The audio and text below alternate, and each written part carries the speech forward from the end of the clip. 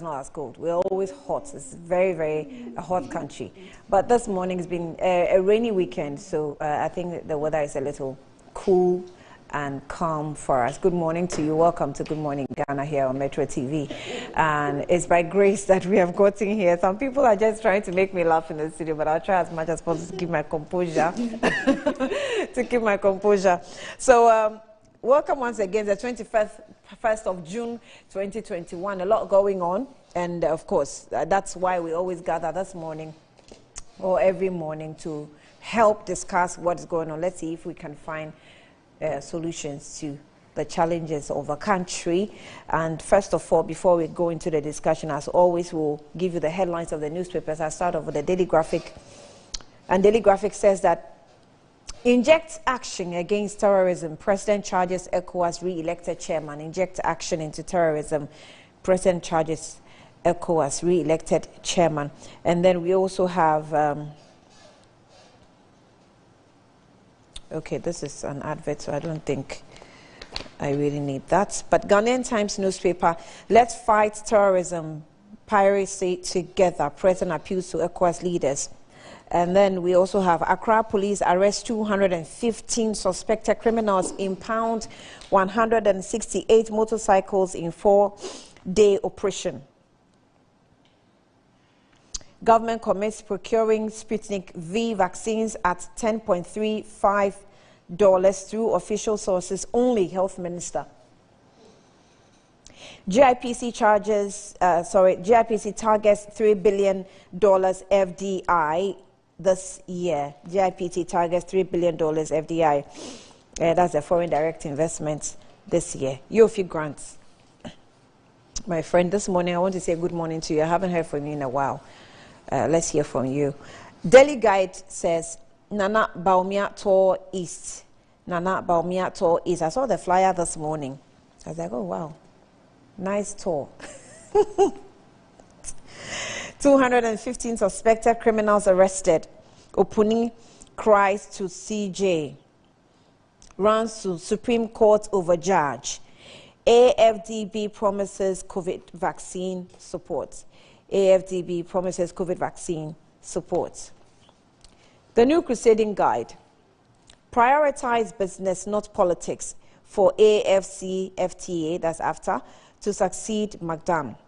To succeed McDan. Prioritize business, not politics, for after to succeed. McDan is the one talking. Now, GIPC projects $3 billion in FDI for 2021. Court puts injunction on Reverend Selina over litigated land at Kwabinya.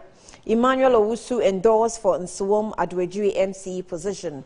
COVID-19 vaccination will help recover our economic losses. Dr. Praku, the top right corner of the New Crusading Guide, says that IGP orders re-arrest of thugs, chiefs, as suspects are arraigned before court. The Insight newspaper. Policeman dragged to court over alleged recruitment fraud. Akufo-Addo's luxury jet saga turns bizarre. COVID-19 cases cross 5 million in Africa, but less than 1% of population vaccinated. 72 years on in Ghana's struggle for self-determination, CPP sets record straight on Nkrumah's legacies. The Informer. Take cue from Mill's concept as Chachu roots for national agenda. Take cue from Mill's concept. What was the concept? Is this the door-to-door? BOG, okay, so in this issue says BOG tough on banks. Orders banks, SDIs to abolish unfair fees, charges, orders. But if there's anything that the banks are doing and it's not supposed to be done, I think we know what to do. Sometimes I just don't know why we keep giving instructions and releases and orders. It's utilize opportunities under IDIF. Akufo-Addo advises companies. UK-Ghana relationship deepened. Partnership produces £223 million million euros rather, investment support as Vip Baumia, UK Minister for Africa, co-chair, fifth UK Ghana Business Council. So partnership produces 223 million euros. Now, ECOWAS remains resolute. Chairman reaffirms commitment to sub-region debts. The Inquisitor. After Russian Sputnik blues, FDA snubs MOH over approval of China Coronavac. Parliament Select Committee on Trade praises ICUM's C story on page. Okay, I don't need a story yet. Dr. Puni petitions CJ. AU passports now marked down to after Secretariat. AU passports now marked down to after Secretariat. The top right corner says that why provide police protection for MPs in a safe country? Frankly, could you ask Bruce Derry? Someone wrote on social media that Bruce Derry says that the country is safe, but when he is actually jogging in his community where I live, he goes with bodyguard. We'll have this conversation. So, the Herald newspaper, London court throws out AG and others for sleeping on $170 US, that's 170 million US dollars case. Cocoa Board tight-lipped on multi-million-dollar contract to Japan. Opuni petitions Chief Justice over trial judges' bias. And then we have Amoka Limited disobeys court order, employs long guards on new Ketase lands. The Statesman, KMA eyes $1 million at Bloomberg Philanthropies Mayor's Challenge. No country is insulated. Akufo-Addo calls for concerted ECOWAS efforts against terrorism. Is that what the IGP wanted to say? And he was talking about heaven and earth and things like that. Over 200 criminals busted in 3 days as police clamps down on crime. GIPC targets $3 billion FDI this year. The Searchlight. Kwanchen Fitters repair new ambulance. Did you see the video shared by, what's his name? Elikem. So Elikem found himself somewhere in the north, and videoed one of the ambulance that was found in a Kwanchen fitting shop. But Ghana fitting shop in a Kwanchen.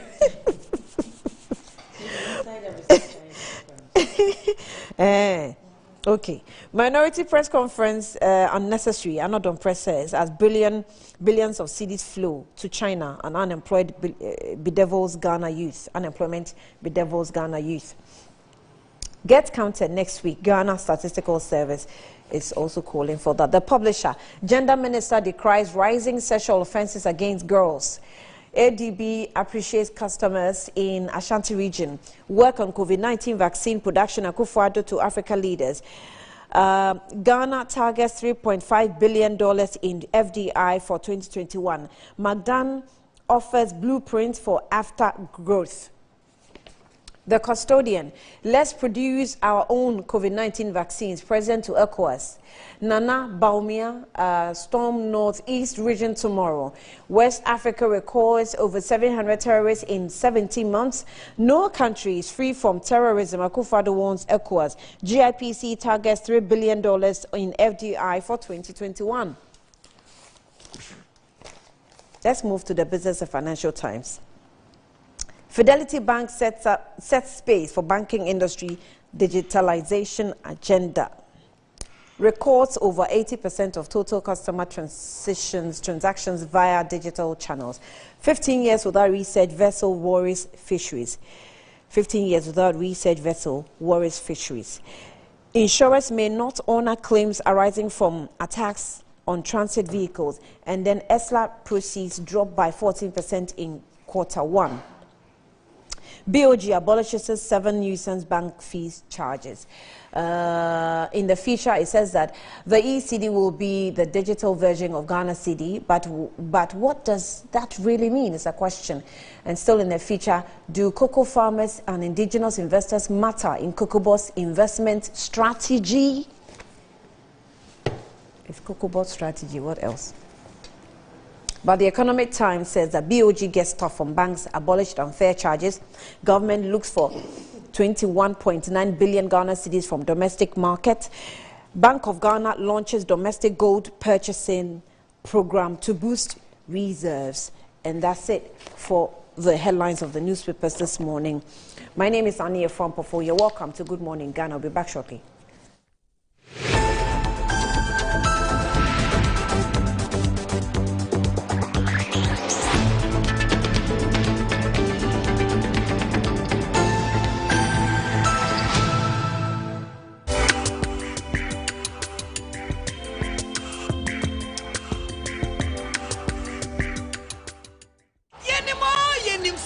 Football and nothing a high sense as sponsor Euro 2020 Edia Maono Nesa Suntina Yatiti TV so say who Edia Maono a high sense Euro 2020 TV super promo Kwajo brand new high sense TV and board that form pictures near clear na color near deep sound quality this so dear one it here high sense TV so dear entry power about down one access you are akona utusa abefu 18th June, Ekofim 11th July. A high sense Euro 2020 TV super promo. Emma Refisa, high sense and Kwan, Emma 5 years warranty.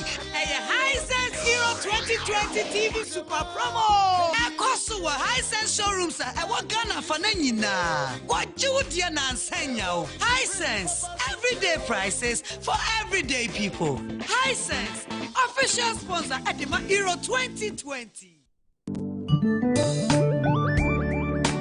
In Ghana and in Africa, there is only one place to look to get that luxurious design and decor for your offices and homes. Visit Jamila Home. We give you the climax of luxury wherever you find yourself. Presidential and executive office furniture, living room sets, dining set, stunning mirrors, adorable wallpapers, lovely king and queen size beds, valuable antiques and antique goods, beautiful chandeliers and more. Into the bargain, we provide caring customer service, prompt delivery service, skilled and artistic full house design and decor services, and free decor ideas for your space. Our products and service is unparalleled, boasting of top-tier clients all over the globe. Jamila Home, home of first-class quality furniture, beautiful chandeliers, and antiques. Lawful wedded wife to have into home from this day forward. I do.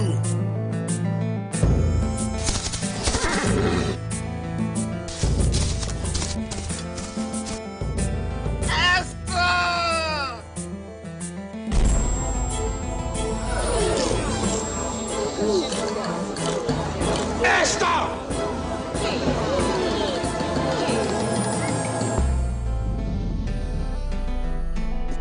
I knew it. Drama saying a bit smashy. I'm a winyaji. For HD Plus, who no feel. My HD Plus, nyanyon papa palma with HD TV. For star 879 hash for subscribe it. Not chow need to feel say see ya.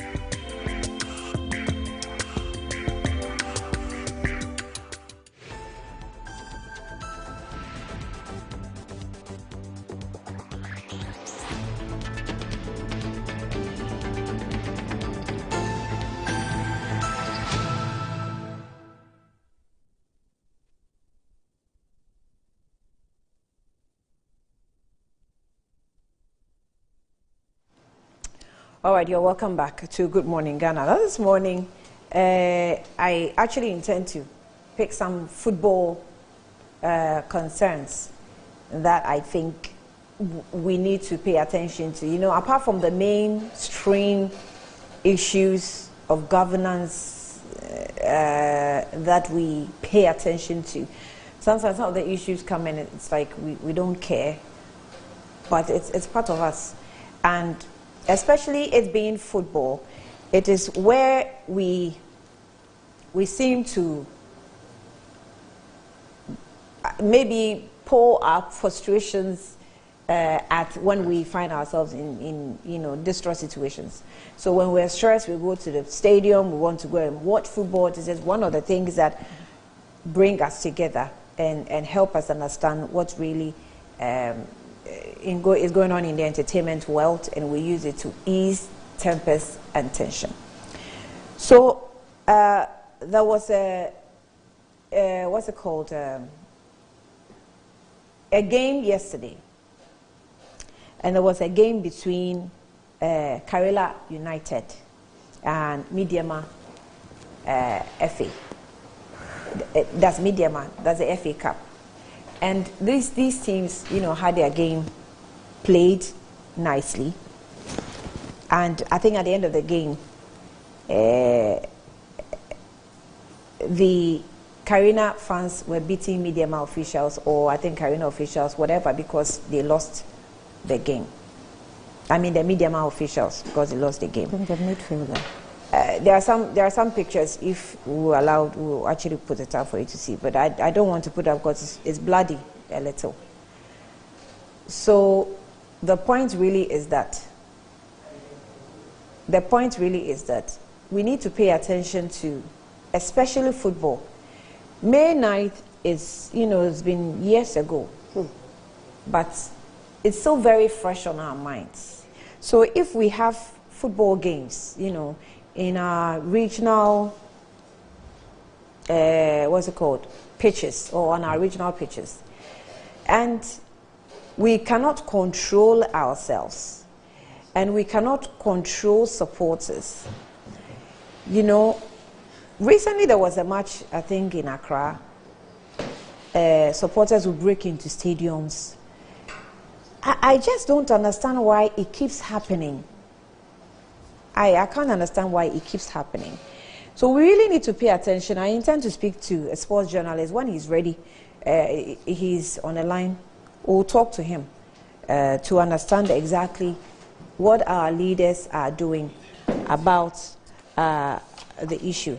But for now, let me introduce the guest. Oh, okay, so I hear our sports journalist is on the line, Jerome Ochre.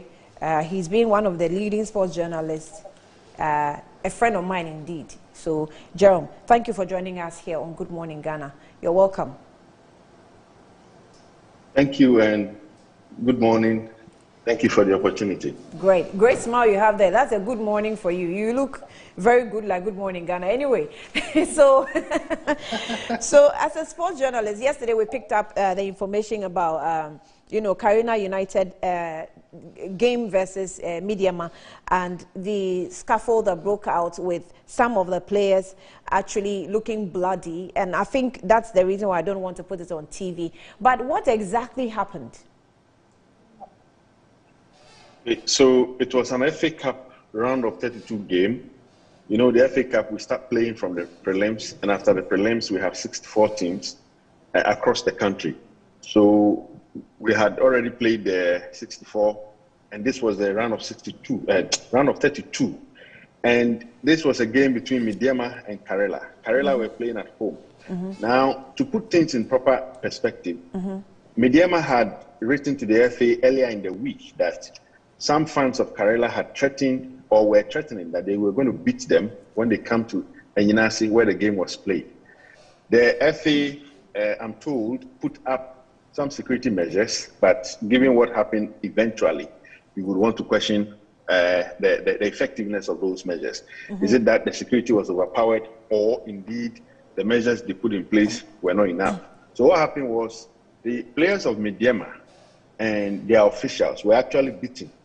They were beaten, and I'm glad you don't want to show the pictures. I mean, it's early morning, we don't have to put certain things on people's faces, but the pictures were really bad. One of the players had blood all over his face because some of the supporters of Karela threw stones from the stands, and some of the stones hit one of the players, and he had to be taken to the hospital. So how many players were injured in total?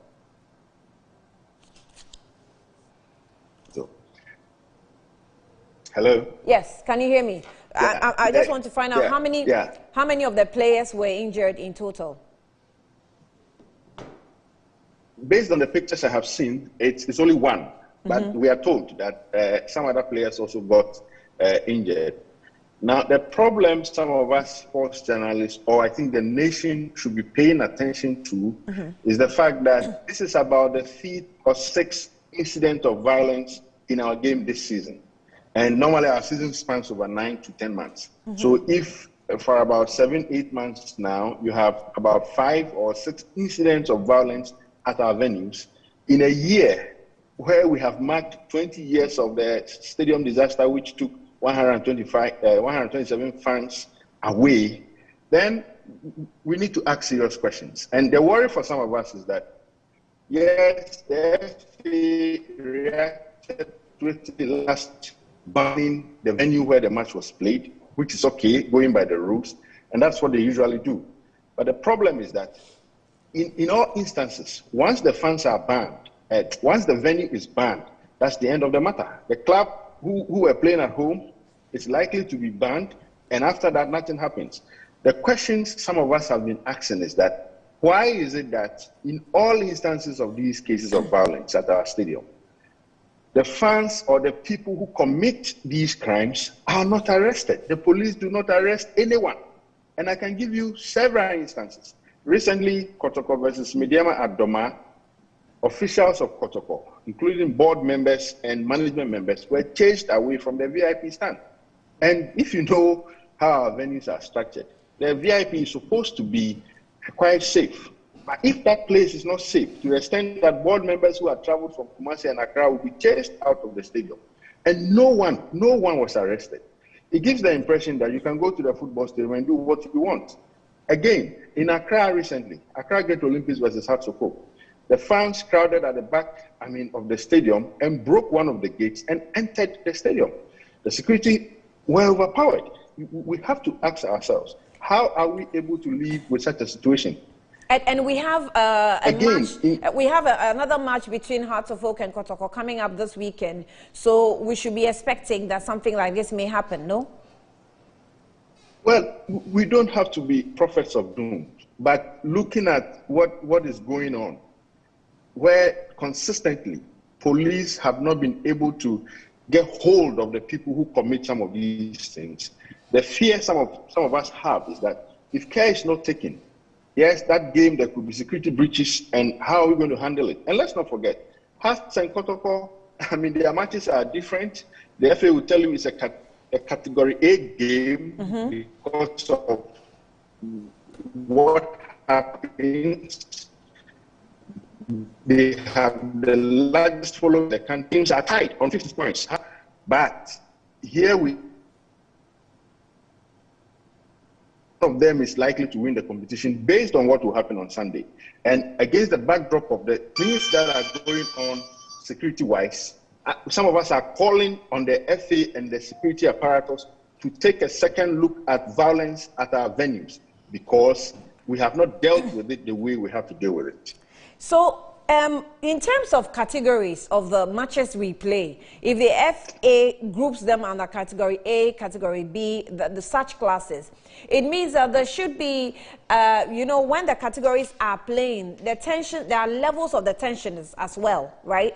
So it means that security must be provided according to categories of matches we're playing, no? Absolutely.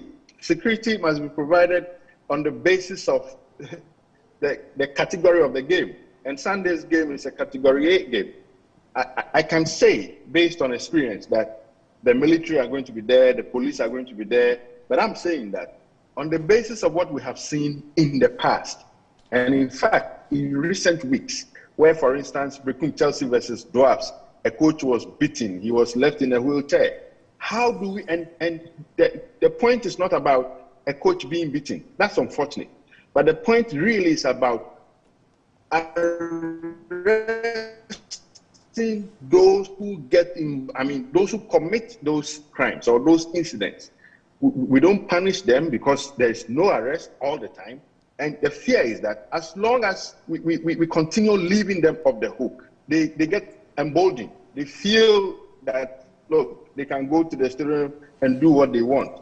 And that is why, ahead of this Sunday's game, some of us are calling on the FA, not just to preempt anything, but to really put their acts together. And it's along with the police. Because if you take the Takwa game, for instance, the Midyama officials warned, they forewarned on Thursday that this is the intelligence they have received, that when they come to Enyinase in the Western region, they are going to be beaten.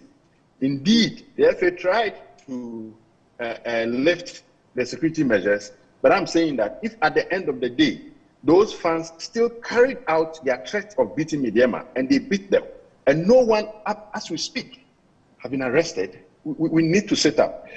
Karela have this morning issued a statement saying that they are going to investigate what happened and try and bring the culprits to book. But look, for about 20 or so years that I've covered football in this country, I do not remember any instance where people who have been involved, people who have beaten coaches and referees and all these people at the stadium have been brought to book. None. I don't remember any incident where a fan was even arrested and prosecuted. It doesn't happen in this country. And that is why some of us are saying that we need to take a second look at security at our match venues, because if care is not taken, we are not asking for it, but if we don't take care, there will be another disaster. Having committed yourself by mentioning that you've been covering football for the past 20 years in the country, should I shift the responsibility from maybe the FA and security officials to journalists who probably have not been pushing enough?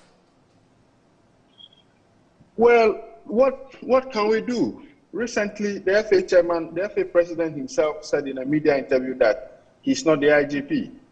And when he realized that that was a gaffe, he tried to say that, look, we have done our best as an FA, but it's left with the police. I am saying that even that point that he's not the IGP was misplaced. Yes, we know you are not the IGP, but you are in charge of football in the country. And any negative thing that happens in the arena of football rests on the FA. We know that it is the police that must keep law and order. It's their mandate. That's what the law requires them to do.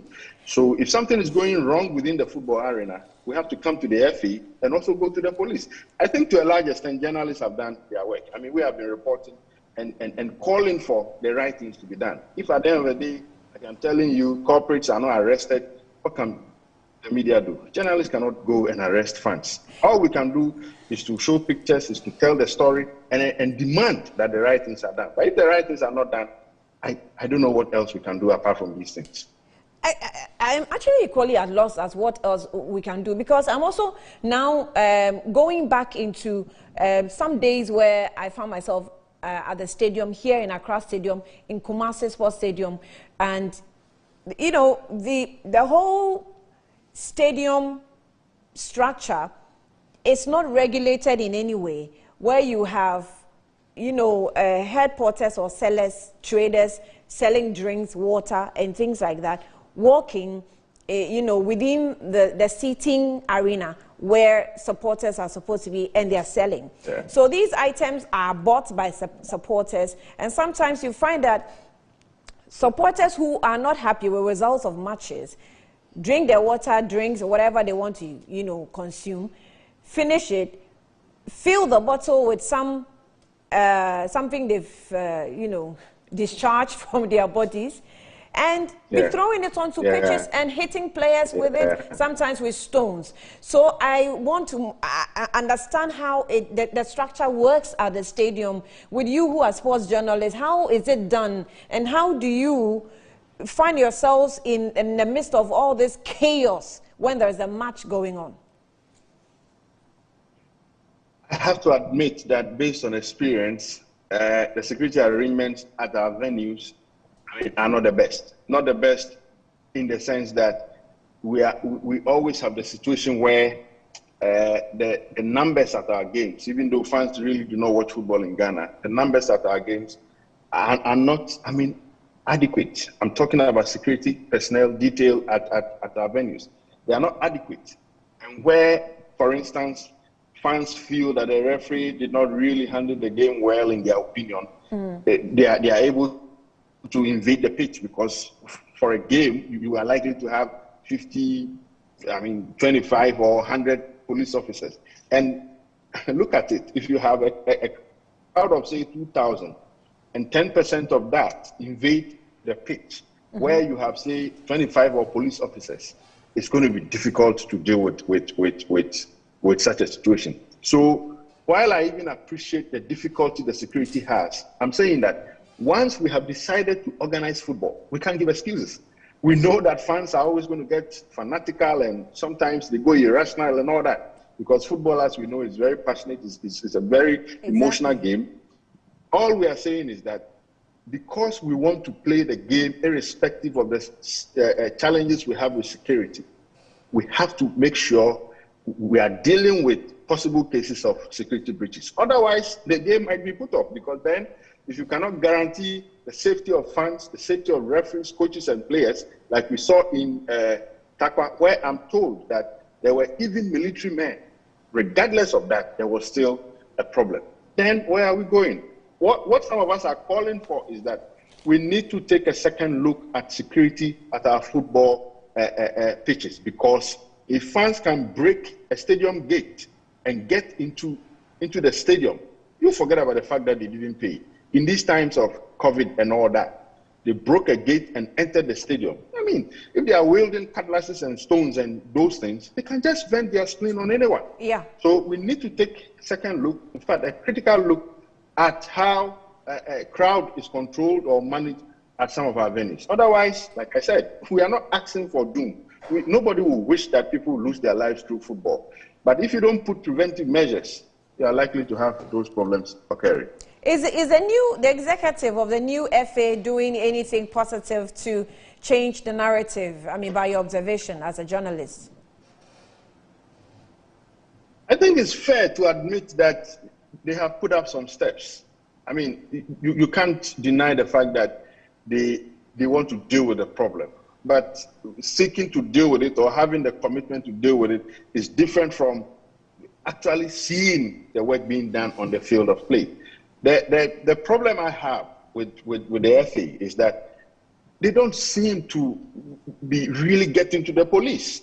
I mean, you cannot say you are not the IGP, where indeed we know you are the FA president. So you don't have to even tell us that you are not the IGP. Yes, you are not the IGP, but what are you doing to ensure that security at matches is up to the scratch? It's the type where fans sitting at home will listen to the media and say, okay, as for Hearts and Kotoko on Sunday, I'm going to watch. What is being done? Those are the questions we are asking. I think the FA, it's making some efforts, but those efforts are not enough. Recently, when there were some clashes or some issues in the Bono Hafu region, there was a consultative executive meeting of the FA to discuss violence, what came out of it. Because after that meeting, I can list 3 incidents of violence after that meeting. So then you would ask again, what is being done exactly to deal with the problem? From where I sit, enough is not being done, because the real culprits, the people who go to the stadium to visit violence on referees and coaches and whoever they deem fit, are left off the hook. And that is the problem. As you are at your media house with your guest this morning, if I come there wielding a stone or a cutlass and hit someone, I don't think the police will let me go. Unfortunately, and I say this with all the conviction I have, I can go to the stadium and do the same thing and sleep, go back home without anything happening to me. And that shouldn't happen. We don't have to allow that. I will just make a plea to the security of this country to take a critical look at violence at our venues, football venues, because it is a problem. Maybe we shouldn't be talking, because this is a country that lost 127 fans. And if we still have this problem 20 years on, maybe we should just leave it. But come on, life must go on. We must have, lives. We must do everything to protect lives. And if we are not doing the best to ensure that people who trek to the stadium will go home safely, we need to draw their attention to it yet again, that something is missing and something ought to be done to change the situation. I really don't have any fears for Sunday's game, because I believe something is going to be done. But you see, you cannot be 100% sure. You right. have to call authorities' attention to what is happening so we know exactly that we are dealing with a problem. Now, as I see it, I don't think we are doing enough. So May 9th, before I let you go, May 9th, were there some recommendations, and were these the recommendations implemented in terms of security? Yes, something was done. But you see, if you look at the recommendation, I have read a number of them over the years. The Accra Sports Stadium, for instance, had these barbed wires and metals that will impale fans at the least. I mean, if they try to jump over it or climb it. So, for instance, those things were removed. I mean, part of the recommendation was that stadiums should be built in such a way that it ensures the safety and comfort of fans. Some of the staircases leading to the stands were so narrow. Now, if you go to Baba Yara or the Accra Sports Stadium or any of the other proper stadiums we have, I mean, gates leading or spaces, staircase leading to the stands are wide enough so that even if there's a stampede, there's enough space to accommodate people. So yes, some of the recommendations have been implemented, but just look at the other venues. Some of the other venues we are talking about don't even have stands. So if you make a recommendation relative to stands, you can't apply that recommendation at a venue where, I mean, there are no stands. If you take Deu, if you take Brepum, if you take Doma, some of these venues have no proper stands. The point we have to understand is that fans do not have to come to the stadium, visit violence on anybody they didn't fit, and go home. Just like you wrote. Anywhere. I've seen in your article, or the title of your article, venues aren't the problem, fans are. Exactly, because you see, the FA regulation says that when such an incident happens, they have to close down the venue, which I agree with. They have to investigate and sometimes ban the club, which is also all right. But if the key actors, the people who went to throw the stones, who were wielding clubs and those things, hitting referees have been stoned in Ghana and nobody was arrested. Right. So if you just ban the venue or ban the club, what have you done? The venue doesn't move. The Accra Sports Stadium has been where it is since it was built in the 50s or so. So the venue will not move. But the people who come there move from their homes. Sometimes, like you rightly observed, they will buy water bottles or water sachets and put it beside them. If they feel something is not going right in the game, they begin throwing them onto the field. Those are the people we have to deal with. There must be a way of dealing with these people, the people who come to the stadium and think that because results didn't go their way, they can just do what they want. All we are saying is that, yes, fans get angry. Fans are mostly irrational. Referees will do their work and they will feel that, look, the referee is still not good. They will visit their anger on them. But that is why there is security. Security must be able to contain such fans. And from my observation, in all sincerity, we are not doing that in this country. Jaron Moche, we thank you for spending some time with us on Good Morning Ghana today. Thank you. We'll monitor the match, the big match, Category A match that's coming up this weekend. Let's hope that... Thank you for the opportunity. Yeah, there won't be any violence recorded. Thank you so much. So, well... I'm in the studio this morning with Margaret Ansay, a.k.a. Mago. He speaks for the NDC. She speaks for the NDC, pardon me. And Helen Amadeko also speaks for the NPP. Ladies, good morning. Hello, good morning. So I've taken you on the path of football this morning, but it's still on violence. Yeah. So I hope you all heard the interview. And it's just something I picked up last night. And even posted it on my social media page. So those of you who want to see the pictures, you can visit my page, Annie Ampofo on Facebook, and you'll find the pictures there. But I just didn't want to splash it on TV just like that. So pardon my French. Yeah. So Margot, you're welcome. Annie. Helen, you're welcome. Thank you. Annie, thanks for having us. Monday mornings, the ladies begin the week for the country, and it's so beautiful, you know. And I have to say a very special good morning to your viewers, your team, your very good self, and my friend Amma. Today we'll behave ourselves. I've always been. It was Amma who did it. No, so Amma say today I will behave my piece. She was MPP. They always share blames. She wants to share the blame. Yeah. And yesterday was a good day. You know, it was Father's Day. Right. And I would like to wish the father and the flag bearer of my political party, His Excellency John Dramani Mahama. He's a good father. I mean, the state resources was... He's still the flag bearer? Yeah, he is, because we've not gone for an election yet to elect anyone yet. And he was a good father. He happened to manage the resources of this country for 4-year period, and we saw how he managed them. He behaved like a father who wants to build a future for his children. Daddy, we are grateful as a party and as a country. Also, my party chairman, the general secretary, I wish all the men in this country a happy Father's Day. And my political fathers, Uncle Ato, happy Father's Day. And everyone. His birthday was... in June, 11 June or so. 2 Saturdays ago. Yeah. So happy Father's Day to you all. And Annie, to my biological father. Annie, I'm a daddy's girl, and my father is the best dad every child will wish to have. My father didn't beat me. No verbal abuses, no physical abuses, no. He has a gentle and a calm way to let you know you are on the wrong path. So, I mean, come back to the right path. So because your father didn't beat you, he's the best dad in the world? You see, I wasn't also a bad girl anyway, but you see, there are certain instances where he could scream or, you know, as fathers do. I'm a mother. I beat Inshira sometimes, but my daddy never did. Not that I was so perfect, but he had a better way of speaking to me with the eye and sometimes the face without coming, you know, physically or so verbally. Why are you beating Inshira? Oh, maybe I'm not like my dad. Where did you learn the beating from? Because your dad didn't teach you that.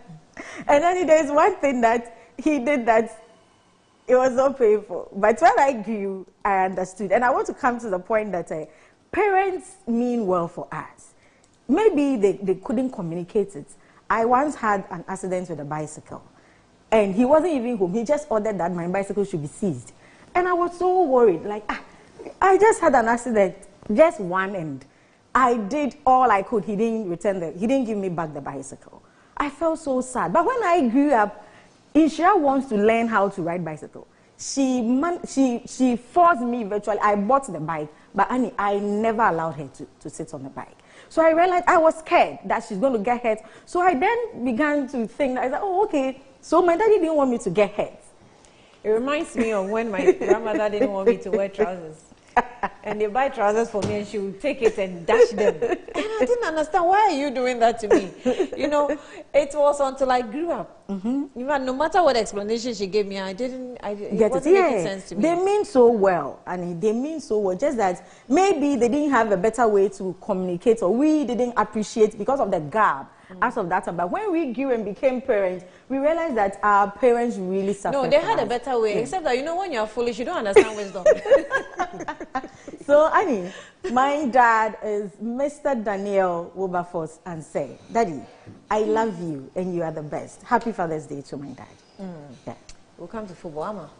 Hi, good morning. Daddy's girl. You know, if you give me the whole show today, I'll talk about my father the whole day. I know, please don't do it. So, please. No, I've done it the whole of last week. I dedicated my whole media, social media to my father and to fathers raising daughters and the sort of impact they have in our lives. Because I am what I am because of my father. I keep on saying he's still alive. He's 72. He's not just my father. He's also the father of my children. And he looks strong at 72. Yes, very. I mean, when God blesses you, you have a good heart. That is what happens to you. So for me, I've had the benefit of having an excellent father. And I've also had the misfortune of having children with irresponsible people. So I know exactly what it means to have a good one and a terrible one. So for me, I totally appreciate my father, because as it is now, my father is the father of my own children. That is how good he is, and that's how excellent my father is.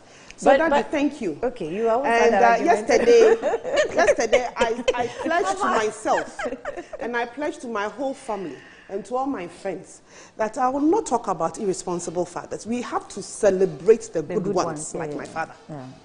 So for good fathers and excellent fathers like my daddy, who would go every length, even with 39-year-old daughters, recalcitrant daughters like me, and still take care of us. God bless you. May God let you live long, because if you die today, we are dead. So for our sakes, may you live long. Mr. Santideku, formerly of ADB, now Asori Penyin Kesia of SDA Church Kaswa. Yami Shao, thank you so much for everything you've done for me. Let me end it here. Well, on that note, let me also wish Mr. Richard Ampofi, his AKA is Capito. Okay. Yeah. Beji. That's my daddy's nicknames. And I'm calling Beji, or Capito. So, yeah, good morning to all fathers and happy Father's Day. All responsible, please. All fathers. And good fathers. Not all of them are. We'll take a break. When we come back, the ladies will now comment on the issues that have been raised. You're still watching Good Morning Ghana.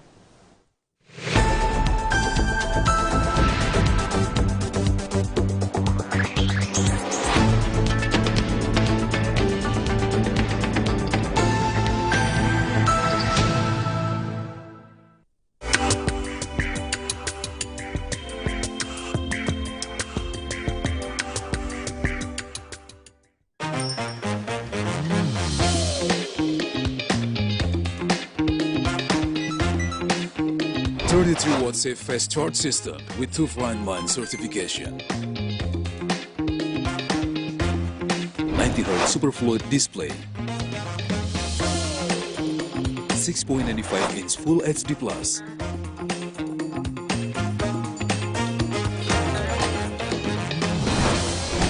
MediaTek Helio G95 processor. Unbeatable gaming experience.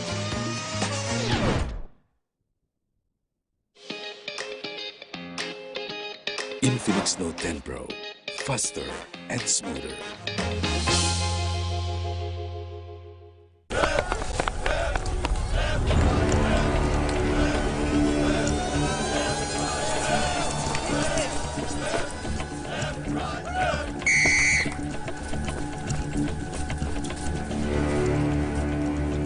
We are one-man short. Should we invite him? Yeah. It be old cargo. Can I join you guys? Yeah.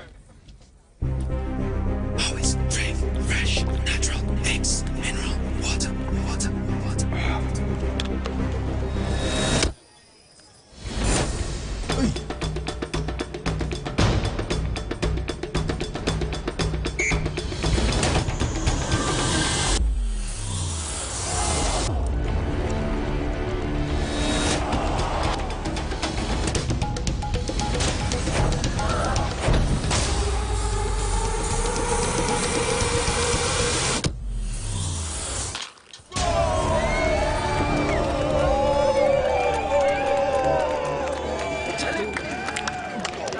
Still got it. Always keep hydrated naturally. That's my secret.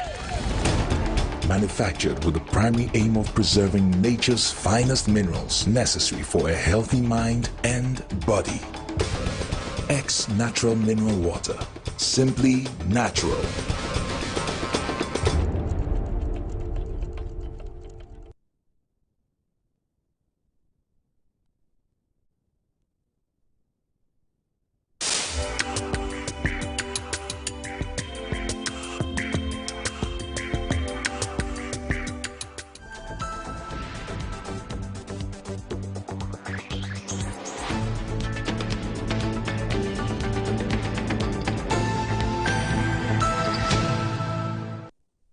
Welcome back to Good Morning Ghana. So let me now go back to the guests and then we touch on the issue of what we just discussed. It's football and the violence that keeps happening and like the statistics holds, when we're having the tournaments, it lasts for about, 9 to 10 months. And within about 7 or 8 months, we've recorded about 5 violent, cases associated with these matches, which is not good enough. Are we losing it when it comes to violence in every aspect, including football? I mean, football too. Anyway, so Annie. Yes, Margot. Yeah, I think it's almost like 20 years now when we had the May 9th incident. That took young, energetic human resource from this country, about 127 young men. And it looks like we've not learned lessons from it so far. 20 years now. Why should we go and watch something that is supposed to entertain us? Football matches are for entertainment, isn't it? Then at the end of the day, you lose lives. Yeah, but don't forget that it's not just entertainment, it's passion. And passion can be taken on the extreme negative or extreme positive. So when you are passionate about something, yes, it's neutral. But how is the passion tilting to, or where is the passion tilting to? Is it tilting to the negative or is it tilting to the positive? And obviously, because it's passion, or it comes with passion, when it doesn't go your way, then it tilts to the negative, where it can result in all these things. We are all passionate about one thing or the other, but that doesn't mean if it doesn't go your way, you should take a life out of it. Can you imagine? I'm very passionate about politics as an NDC person. Then if Amma wins, I have to take her life. No, we should be tolerant as human beings. And it looks like we've tolerated this thing for a while, and we are becoming what we tolerate. You understand? The cameras that are introduced in football should not only focus on the referees and the footballers. The cameras should also focus on the fans as well, so we can fish out this hoodlums who comes among the fans and do all these things. If there are, as when the journalist was talking, you see, severally, he cited an example that if he had come to your studio and done something wrong, the police will pick him up. But people do this at the stadium. It looks like that place is a free place to, do whatever, all the lawlessness. No, it shouldn't be. It shouldn't be. It's entertainment. You are going to have your team play. If your team loses, you should be tolerant enough, because next time, your team will win. So does that mean that if Mediama had won, the other team fans should also come after them?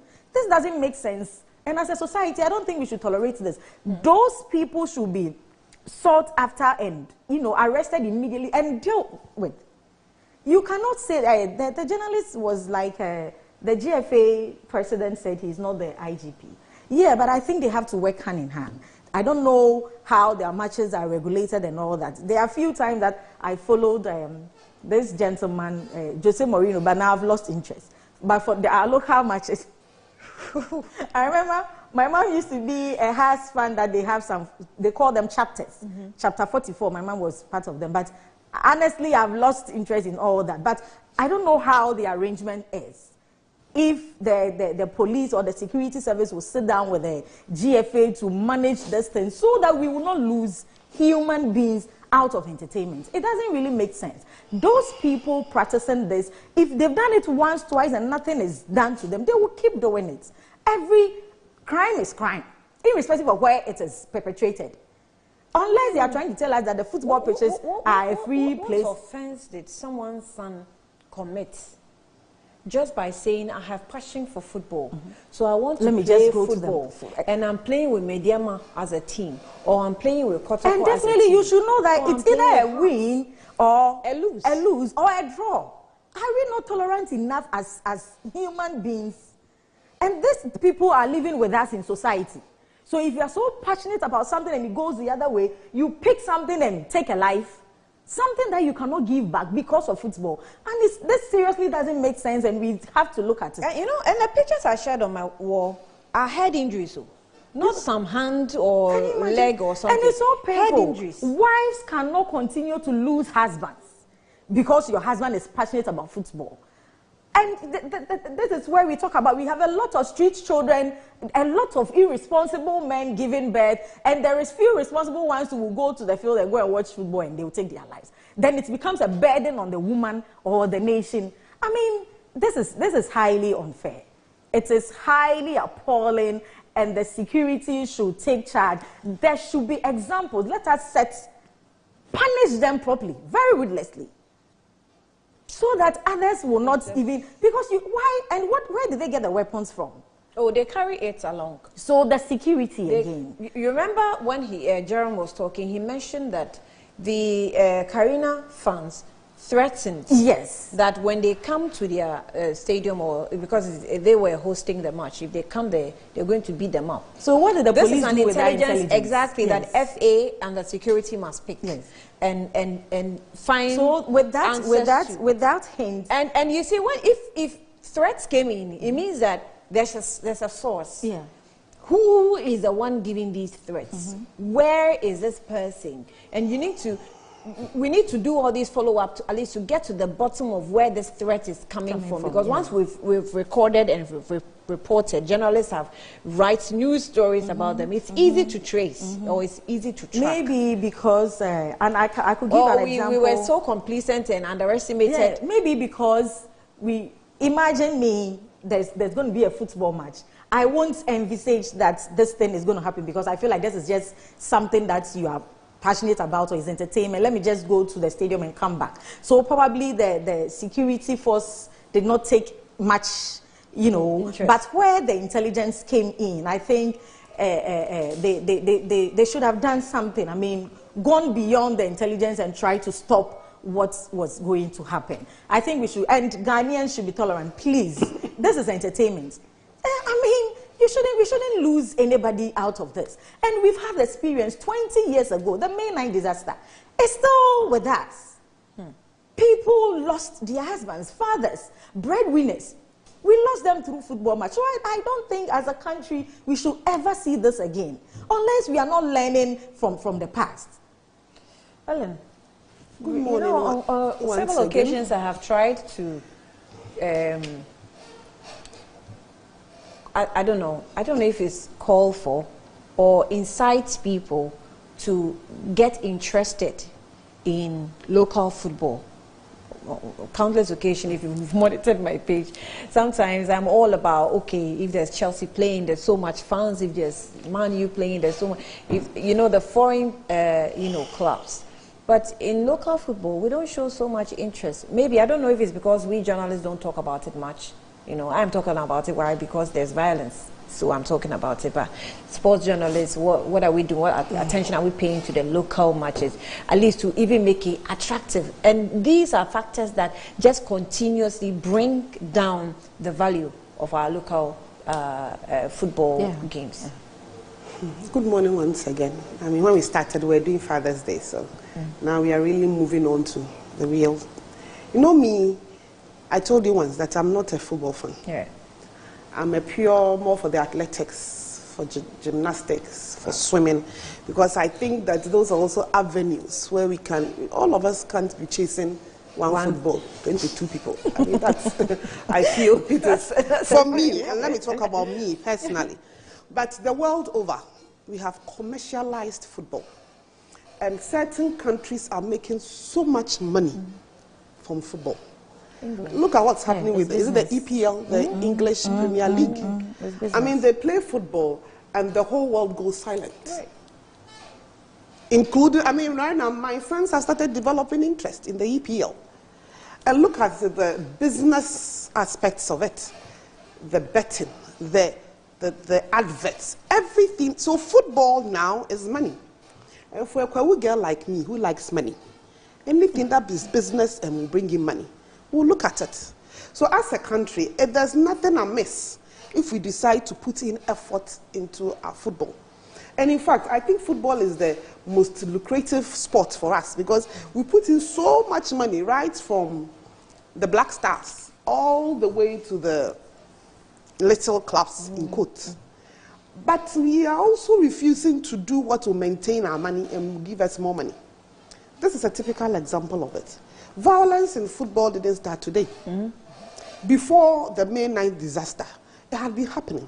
It had been happening. I mean, when we were younger, we heard about footballers and or violence against even footballers.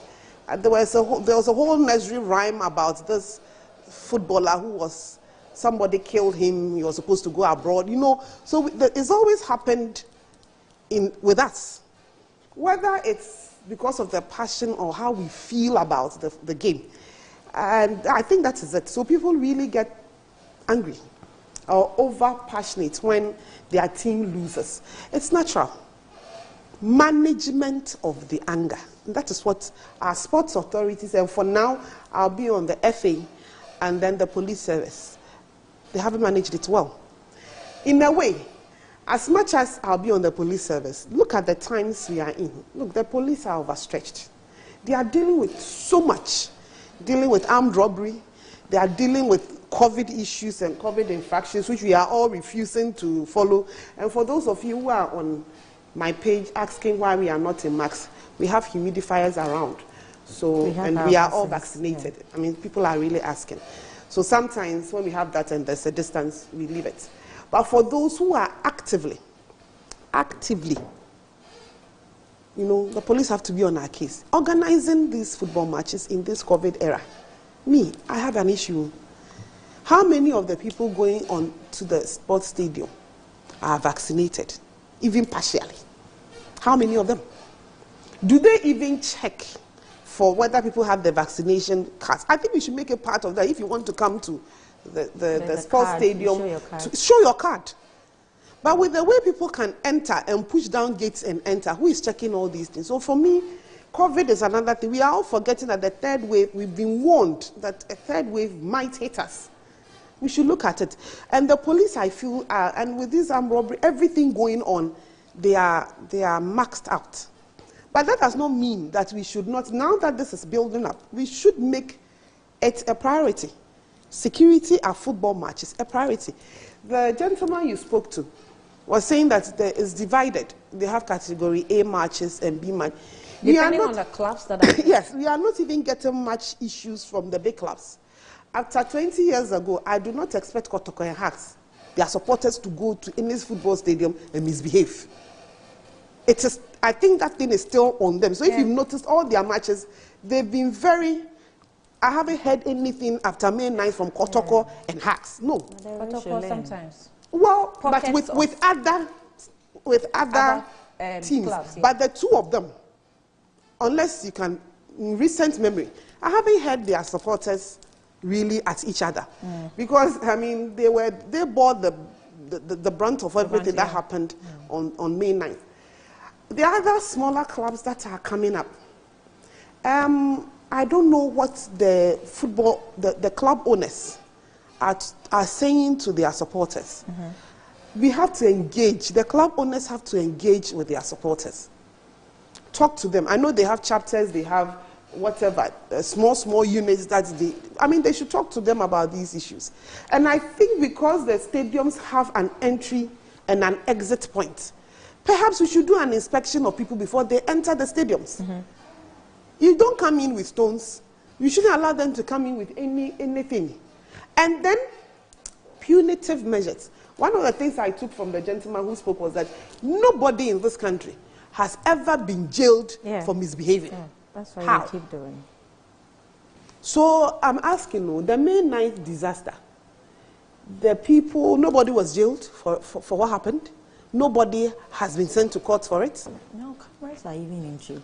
Can we check on it? And I want to know. You mentioned that even before May 9th, it was happening. Violence So what has happened? But now you see that the frequency has increased. It's not just the frequency. People are now, I think they've become emboldened. Yes, because there's no punishment. If such a disaster like May 9th and nobody has gone to jail for it, I mean, seriously. Why wouldn't I make up my mind in my house that this football match, I'll really go and beat these people because they talk too much. Yeah. The pitch is now a free place. And then they actually pick up intelligence that these people said this. And then still they go and it happens.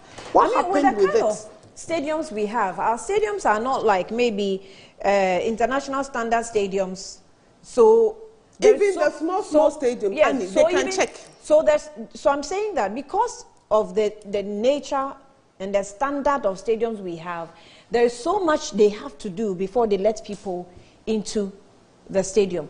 Because elsewhere, the security is so much that the least attempt in 2 seconds, you find a security man on you. So you cannot carry the violence out for so long. But here, it's just, we don't have the numbers, we don't have the capacity. So we need to do a lot of checks before we allow people into the stadium. Because even fans go off-scale the fence and get into the stadium to misbehave. How are they able to do that? For me, before you, I just think that we should have punity. The FA, as much as we are on the police, the FA should have punity. If somebody, this team, what is their name? Karela. Why are they not being banned? They should be banned. In fact, they should be taken out of the whole thing.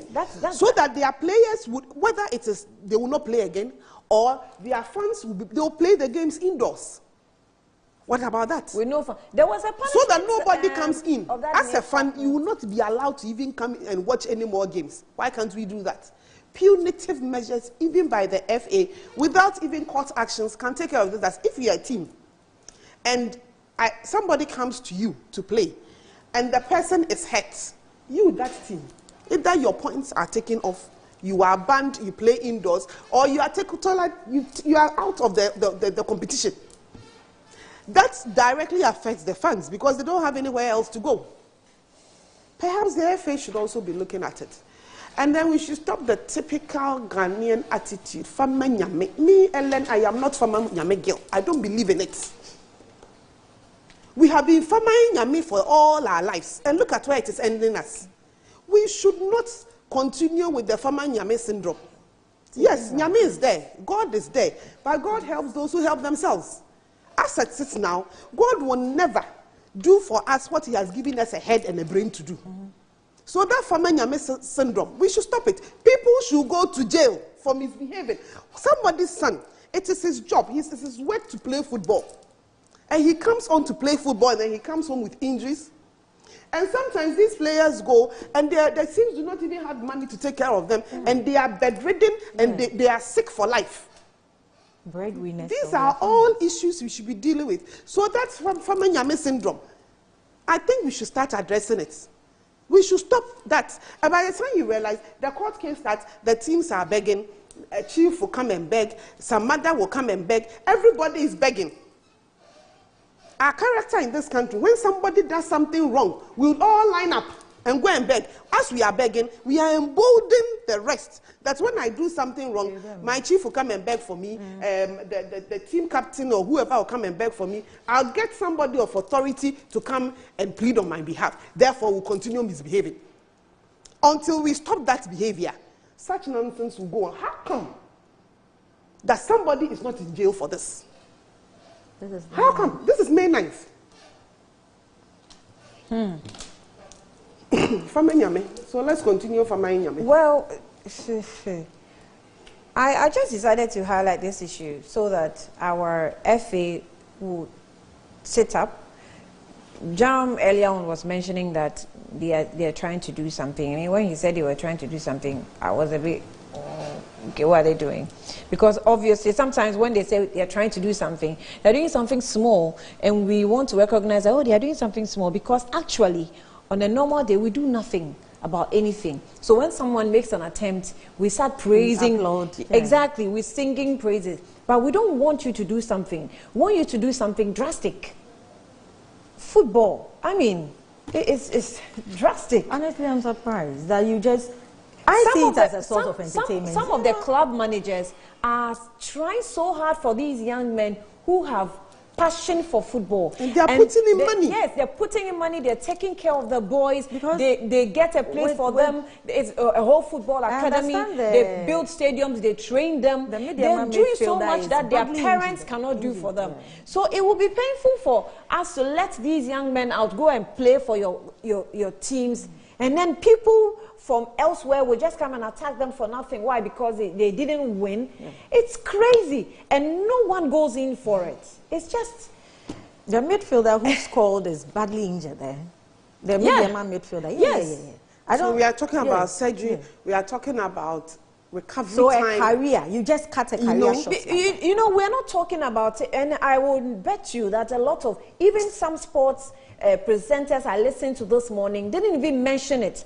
But if the person had died, if he had died, that was when you make noise. If it was a knife this attacker was holding and just choked him, he would have died. And then you would have made bad. noise about it, you know.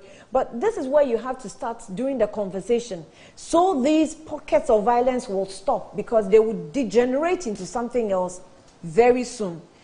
And you will say, I said, but I mean, thinking about it, I'll still go back to my original plea, that we are putting in too much effort, for me, into football. What about the other sports? And why can't we organize competition for swimming, so that we get these boys and girls into the Olympics? That also makes money. And honey, I think all those anger and frustration, I understand they bet a lot on the games. So probably, yeah. If they spend money, you know, in bets. You know, there are bets scattered all over now. That's true. Yeah, so the bets, and probably, so that's why they injured the midfielder, because probably he made someone lose a bet. But this is why should your betting be on the head of a player? It's really in China. crazy. In China, there is a way of training nationals how to be patient. We need anger China management is highly populated, obviously, maybe the most populated. So they train them how to be patient. And you should see when the Chinese is in a queue boarding a bus. And it's, I don't know, I haven't checked that side, but I should think that there's punishment if you misbehave. You even rush and touch someone. I think there's punishment for it, because it makes people behave. It puts them in check. So there's a long queue, and the person standing behind one person is waiting until you board, you go, and then he also moves and board. I saw a video, it was a very interesting video. And there was another one with children in school, teaching them how to be patient. These things that we're talking about, it's not something that in 3 days we can achieve. Because by what character formation, orientation people have had, they don't know how to be patient. By the way we board our buses here, you can see children are fighting in school all the time. They don't know how to be patient. We're rushing. I remember when I was doing my national service, DVLA, 37, the trotros there. If you get there, you see how people fighting over the trotro. I mean, and then you lose your bag, you lose your phone along the line. So, and you see women like run. So we don't have that sense of patience, and it is also affecting some of these activities that we go through, where we don't have anger management, where we lack. Maybe we have to introduce them in our emotional intelligence. We just lack everything. I mean, our betting space. What's going on there? Are there laws to regulate it? Because we're now going to implement laws. It's our finance minister said all over the country. I think we should also look at those ones, because if people are actually spending monies they should use for other things, because it's supposed to be a sport. You're supposed to spend your extras. But if you're supposed to be spending money for your rent and for your school fees and for your food on it, and you go and lose a match, definitely the reactions will come out like it is. We should not excuse the reactions, but sometimes we should look at the root cause.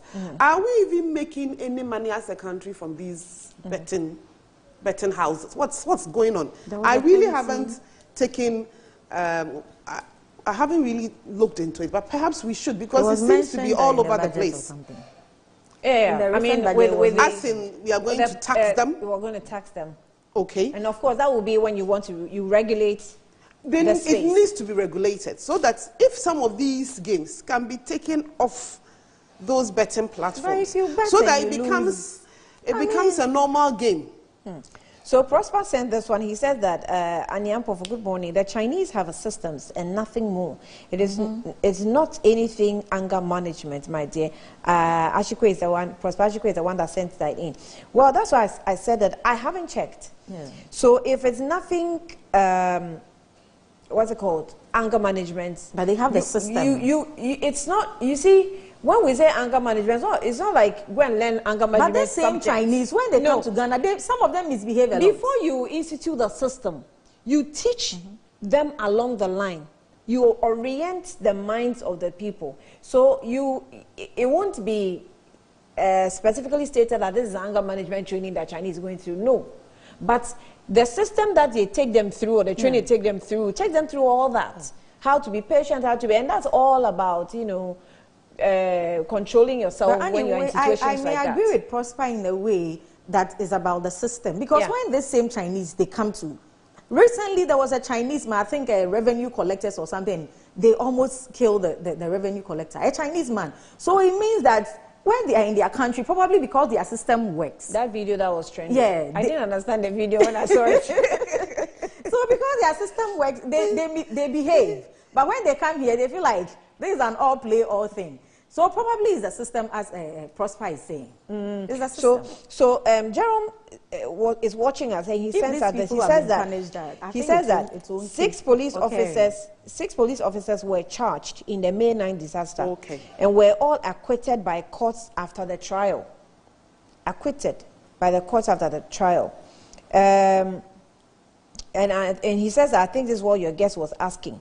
No fan was, however, arrested for ripping seats and hurling them on the pitch.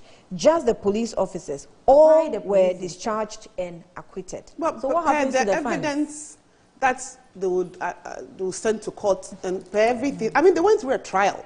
I don't think that our courts would just let them go like that. They went through a trial. So no one was able to adduce any evidence? Yes. But the fans who were seen with videos picking up, can't we trace them all? They are ghosts. They become invisible. Because if those people, yes, the cameras were there. Look at what Annie just showed. Just what she showed this morning. Maybe the focus is on the referee and the footballers. Why should it be? So they should expand their tentacles and look beyond. My dear, 20 years down the line, look at the video you showed. Didn't we see people throwing? Isn't that guy in blue throwing seeds? So how come he hasn't been arrested? We didn't find him. You didn't find him how? blue people, their temper is always high. The blues. Look at him. 20 years down the line, we still have this video. So how come all these guys, not even one? Sometimes, well. Someone says that, she says I shouldn't mention her name, but, and she's laughing at that. She says that Gaming Commission is the regulator of the space. You're right.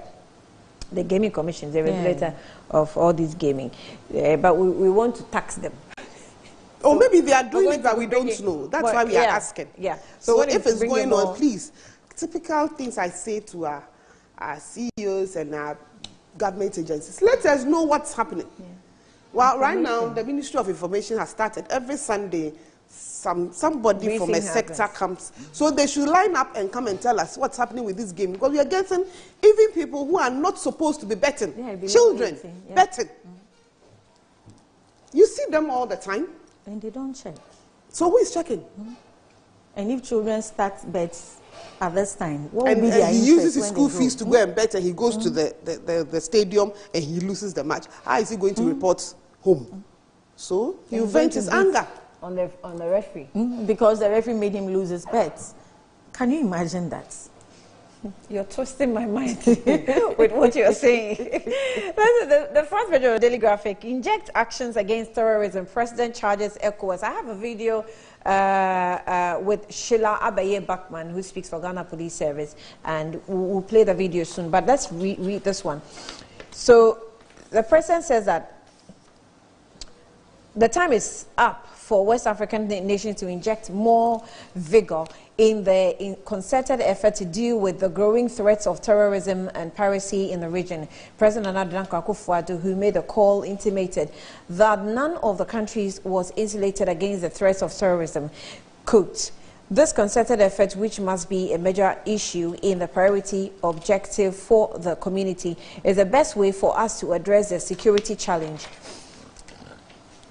It is a matter of dignity and sovereignty which affects all nations in the region. None of our countries is insulated against the threat of terrorism, he said. Opening the 59th ordinary session of the ECOWAS Authority of Heads of State and Government in Accra last Saturday, President Akufo-Addo, who is the chairman of the ECOWAS, recounted recent serious security challenges, some of them deadly terrorist attacks in Mali, Nigeria, Burkina Faso, and Niger, and said there was the urgent need for the member states to agree quickly on how to combat the threats. killings. President Adankwa cited the gruesome killing of 132 civilians, including children, in the Burkina Faso on June 5, 2021, which had necessitated the visits to Burkina Faso to offer condolences to the sympathies.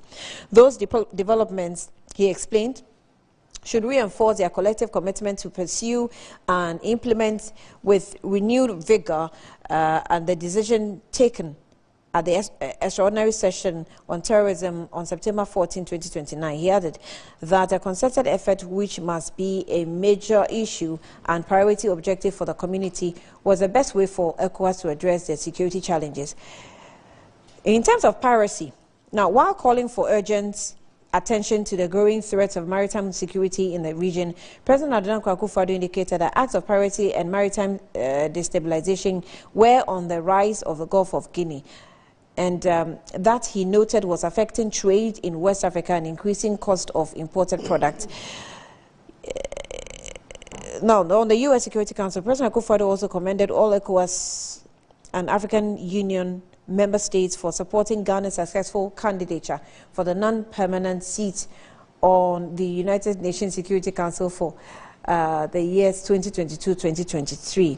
On the UN Security Council, every time I read about it, I smile because such a non-permanent seat, sometimes I just don't know, how consistent we can be when it's a non-permanent seat in terms of security. But that being said, Ellen, I'll start off with you then. But this time, it's on, let me just bring it down to Ghana. Okay, before I let you speak, let me have Sheila speak to us on some of the issues that were raised when I interviewed her. A puzzle where a piece of the puzzle is breached, which is a security breach like it happened recently. It doesn't mean that the bigger picture has fallen off. The bigger picture is intact. The fact that majority of Ghanaians, we can wake up, go about our normal duties and come home, shows that security is at work. And the police is supported by all the various agencies, including the media and the public, to do its work, to carry out our constitutional mandate. So let us have that assurance and continue to support the police as we work hard to arrest the perpetrators of these crimes that have occurred. We cannot be overwhelmed, and we are not overwhelmed. These are incidents that have happened out of several incidents that could have happened, but police and security services worked hard to quell and to prevent them from happening. And we're working hard to arrest these perpetrators so they don't get the opportunity to commit the crimes again. So we're working on it. Individual feedback is taken into consideration in whatever we do, as well as the feedback of the community. So whatever feedback we are getting, they are considered in the planning for security.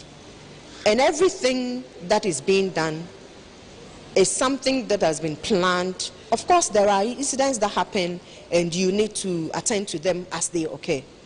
But for instance, the bullion van agreement or request for banks to make, you would notice that these are as a result of engagements that have started several months back.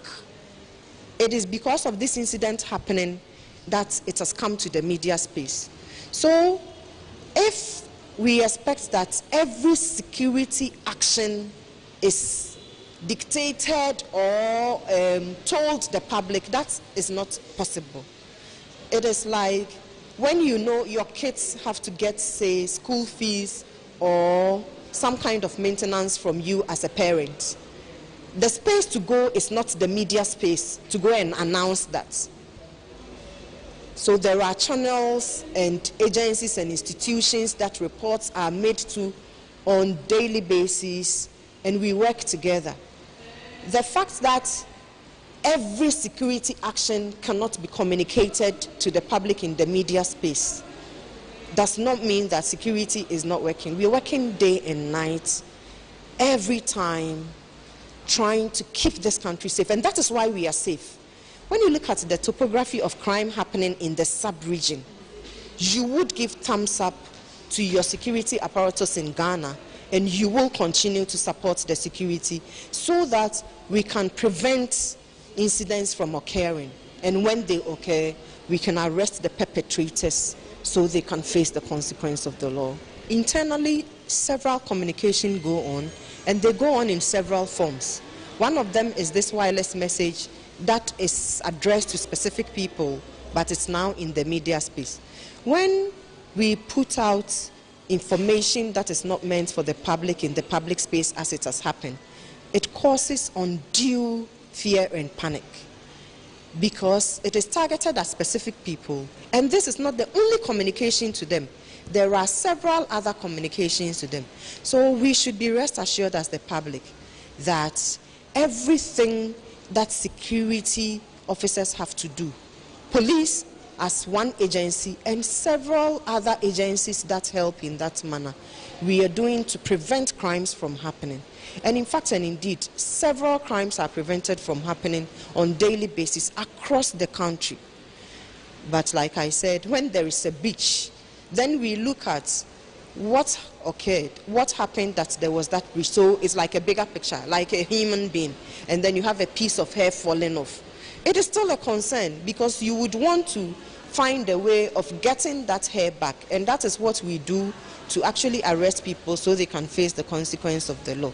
So that signal in particular is not, although not meant for the public, I'll take opportunity of this space to let the public know that it is a sure signal of the several actions that are being taken by the police and the entire security system to ensure our safety as a country. We're sure to be protected of that signal you're giving us. Yes.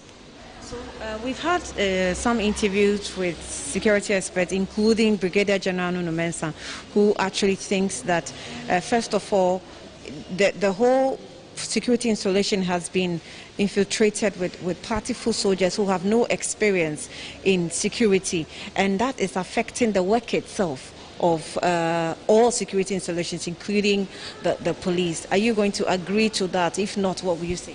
It could be true, it could not be true. These security aspects you are referring to, a lot of them are themselves political, and they themselves might have had the opportunity of getting people who are political into the security system.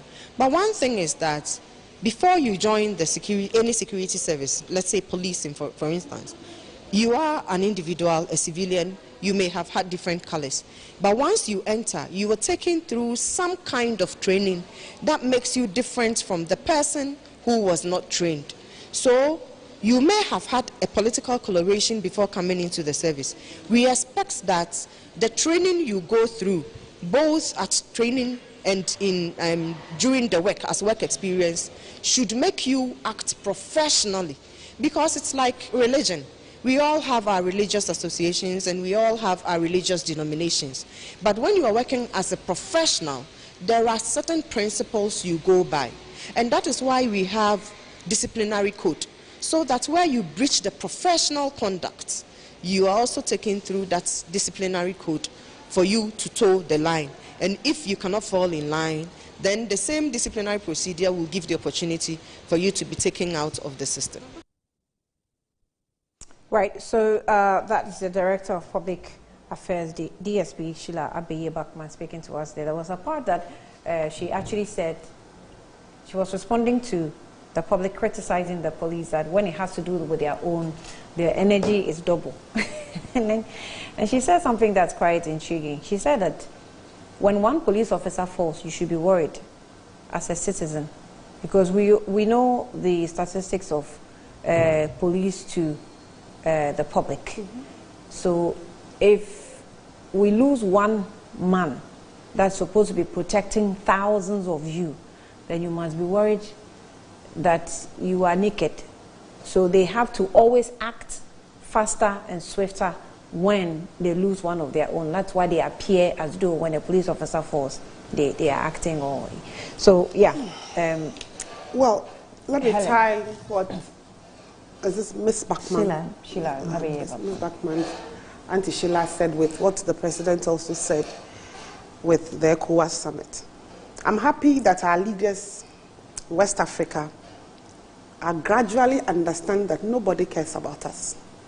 Nobody in the world gives a hoot what happens to us. If we do not take care of ourselves, I don't see why the Americans should be bothered with us, or the Europeans should be bothered with us. I'm saying this because in normal times, in good times, we all have good neighborliness. You have, you share. We are all in good times. I might have more, so I will share. But when there's a situation, there's an emergency, there's a pandemic like there is now, have you finished sorting your house issues to go and be bothered about somebody's own? You want to live. So you are most definitely, America wants to live. Look at what they've gone through with COVID. India wants to live. Look at what they are going through. So why the heck would they be bothered about Ghana and our ability to get vaccines or not? Until we, as Africans, and therefore as Ghanaians and West Africans, because whether we like it or not, we are brothers and sisters. When there's an emergency in Ghana, there's no way we are going to go to America until you go to our neighboring countries. Before America decides to even let you come in, if it is dying and the whole population is being decimated, you are gone. But you'd run into Burkina Faso, you run into Togo. So we should be concerned about our internal West African relationships and building bridges and making sure that we are safe. It's not just Ghana that is safe. All of us are safe. And stop, for me, put a lower emphasis on our relationship and dealings with people on other continents. Because when push comes to shove, you are on one continent with your friends and family. And whether we like it or not, they might be speaking French, but they are family people. We have family members and tribe members and, living in Ivory Coast, don't we? So we are supposed to be concerned about ourselves. And I'll repeat it again. Nobody in the world gives a hoot about us unless we give a hoot about ourselves. I'm saying this in relation to this COVID vaccine matter and all the brouhaha that has come out of it. $25, $19, $10. Somebody is producing it. A whole continent of 52 nations. Or we are how many? 52, eh? Africa.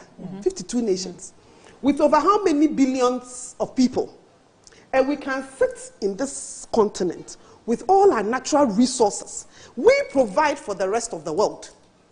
And we can't provide for ourselves. We can't produce vaccine with all the intelligence, with all the scientific knowledge. Look at what our scientists do when they go out of Africa. Most of them. And we are dying. The whole world, everybody is vaccinating their people. We are the least vaccinated in the world. 1%. How? So I am happy that our leaders are gradually, and the pace at which they are going, for me, they are even too slow. Apart from this vaccine issue, look at our security issues. Yes, we can talk about our internal ones. I think the police is addressing it. Ms. Bachman has said what she's saying. But look at all our neighbors, and even a bit further. Let's go to Nigeria, our brothers and sisters. Look at the Gambia. The Gambia is practically a failed state. Drug barons have taken over the Gambia. They are using the Gambia as a transit for drugs to Europe.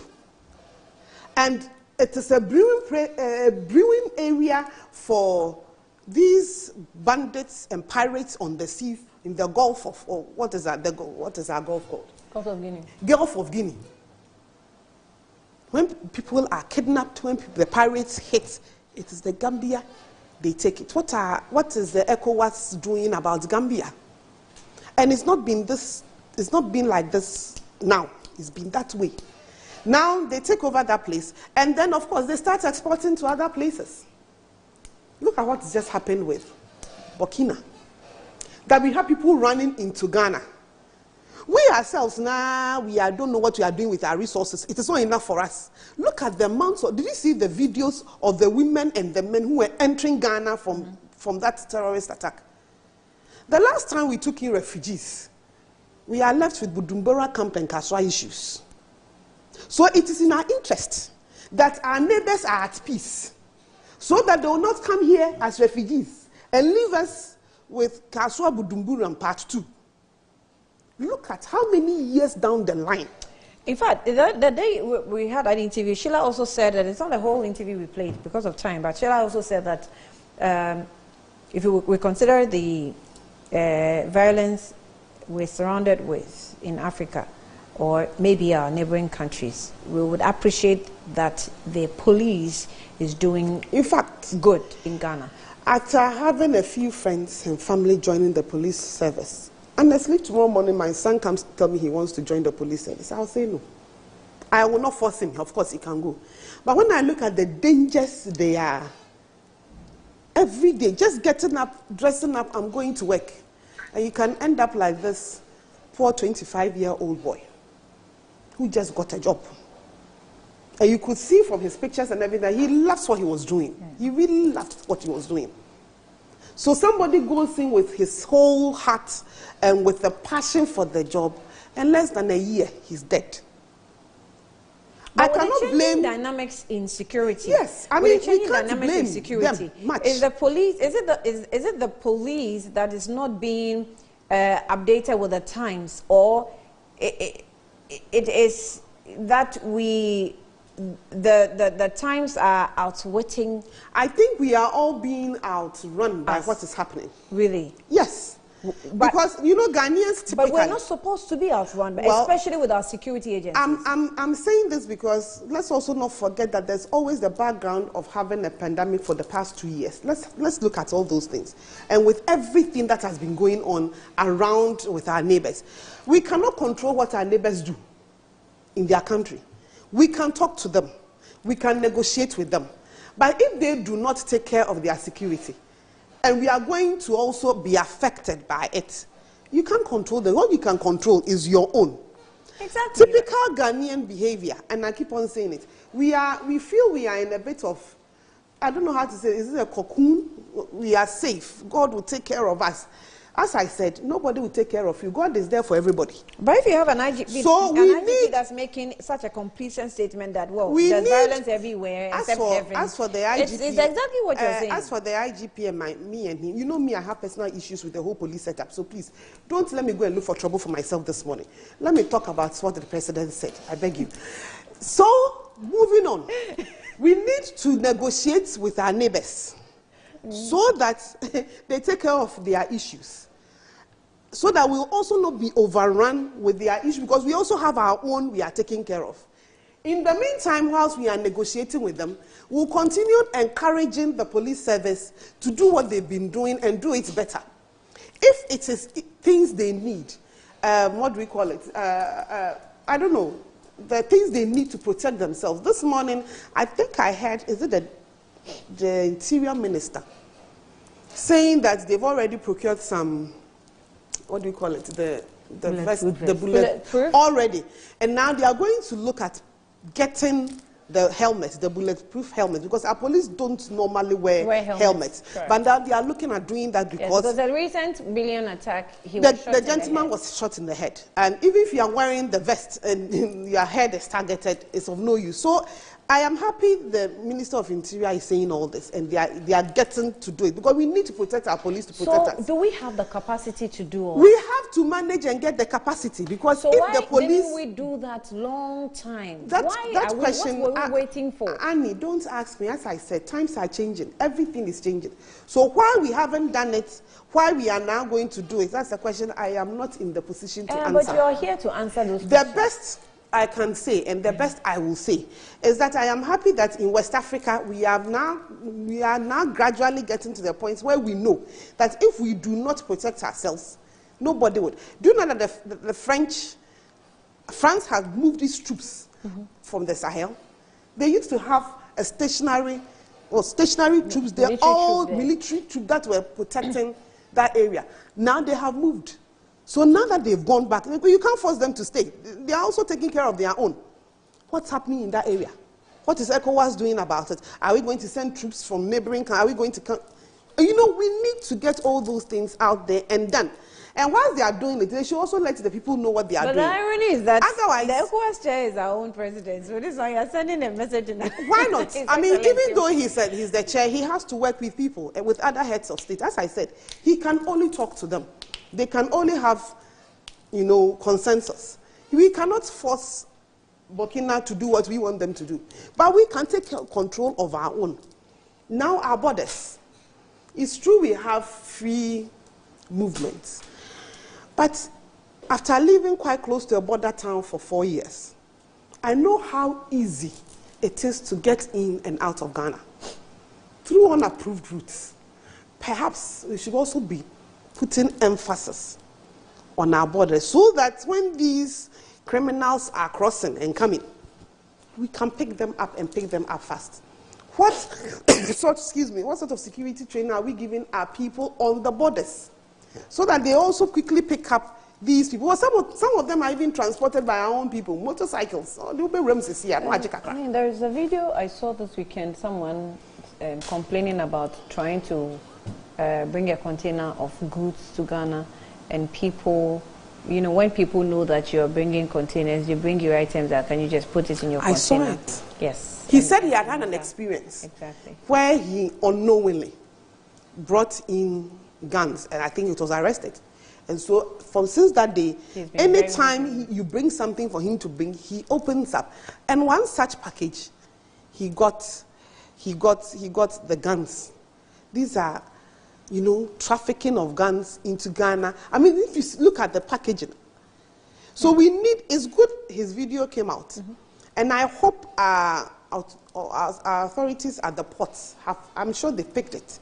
So now certain goods coming from, certain containers coming from, I think we need to check when they also get to get the people to open it. Yeah, but the good thing he did is that he called on the our foreign diplomats to track in that country. To track these guys because he knows them.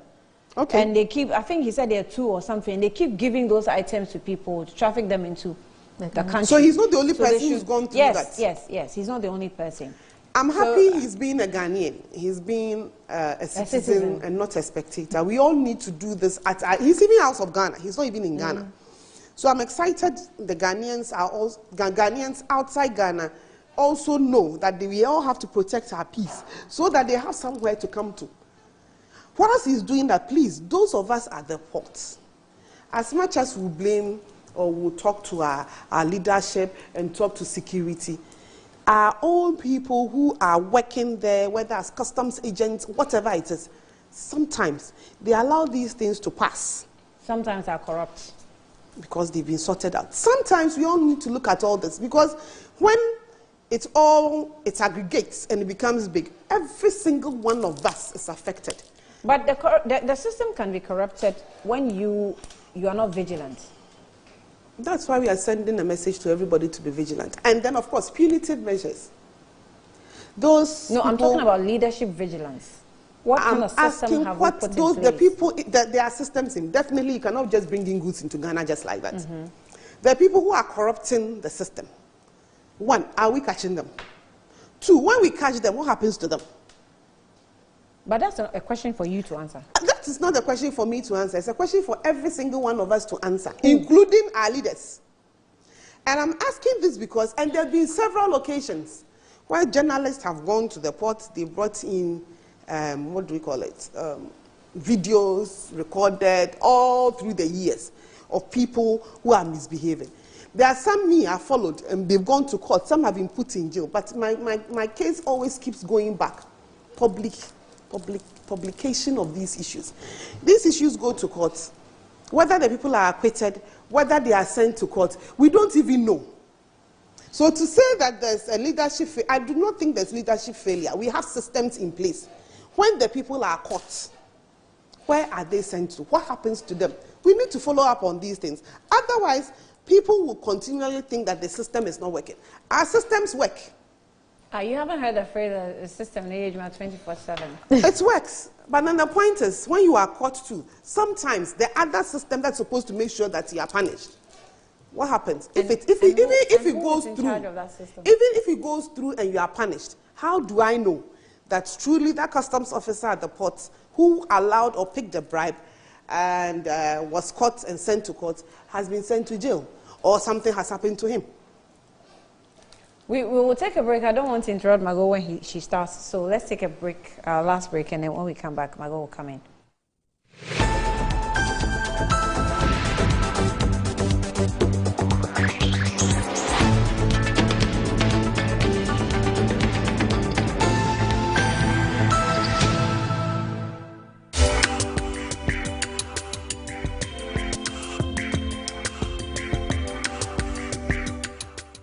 Did you know that cloth handkerchief gets dirty and wet after wiping your sweat or blowing your nose with it?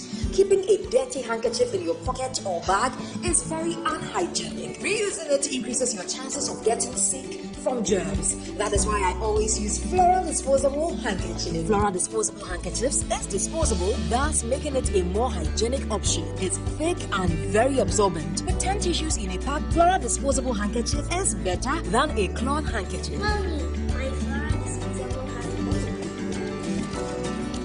Look out for Flora toilet roll, Flora multi-purpose paper towels, Flora table napkins, and Flora box tissues in a shop near you. For bill purchases, call Delta Paper Mail on 0243 033 033.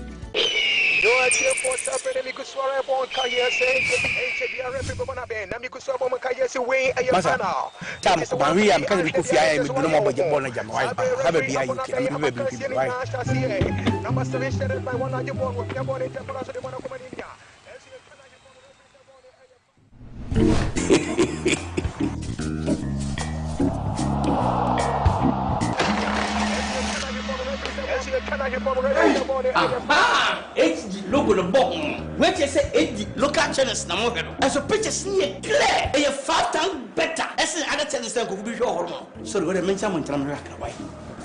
Oh, what the pictures.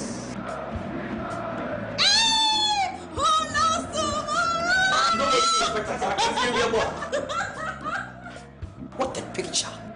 What do AD plus decoder or multi TV and now electroland agent PR natural local channels now HD the here's of better star 879 hash numbers from Kubu box and now the advert AD channels now you can get an HD Plus decoder from now till the 9th of August for just $89.99 Ghana cedis and enjoy 3 months free subscription.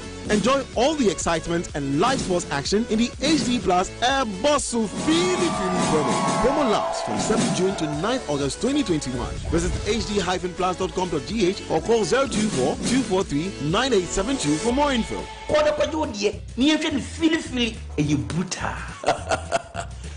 Half a nose for good things.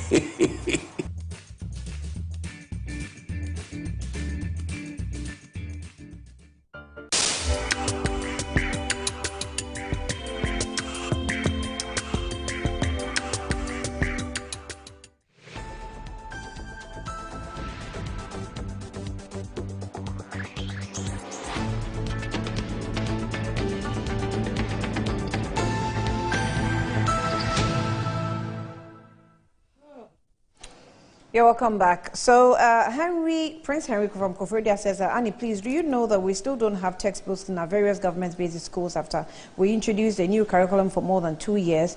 As we speak now, private schools are using textbooks approved by NACA, while the government schools don't have same. At the end of the day, government and private schools will be embarking on same exams. It's very sad that we are treating our future leaders like this. I remember touching on this issue last week, you know, yes, and still you don't have the book. So we'll follow up and see what we can do. I have a little information okay, on that.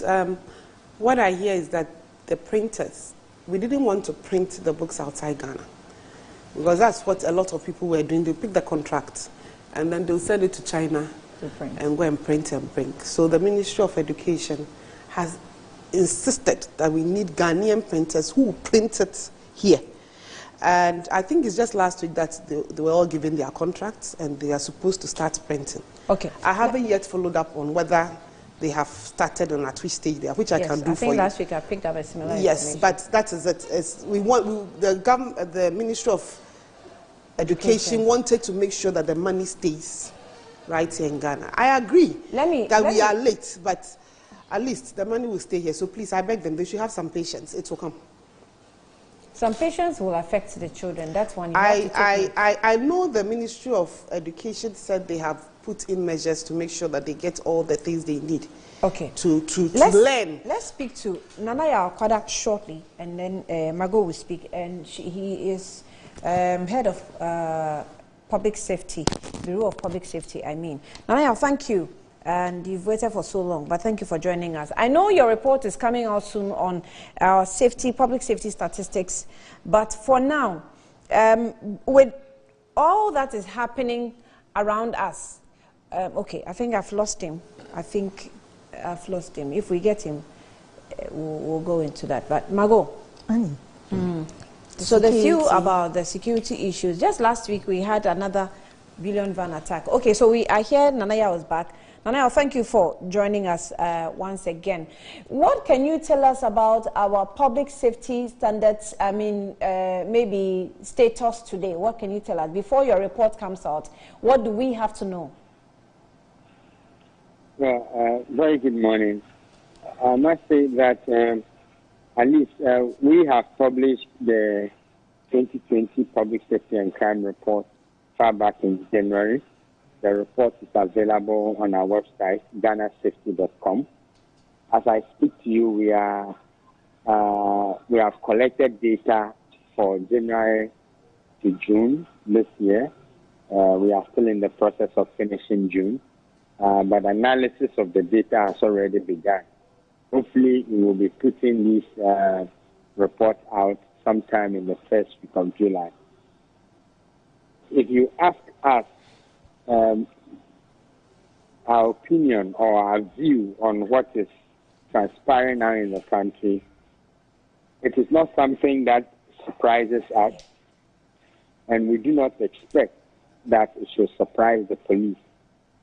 But as far back as January, we indicated that crime has become more lethal or brutal today than it was yesterday. In that, if you compare the statistics of 2019 with that of 2020, we saw a marginal decrease of about 8% in incidents of crime. But the deaths and injuries associated with that reduction rather was high, in that while the frequency had reduced, the number of deaths or casualties arising out of the commission increased.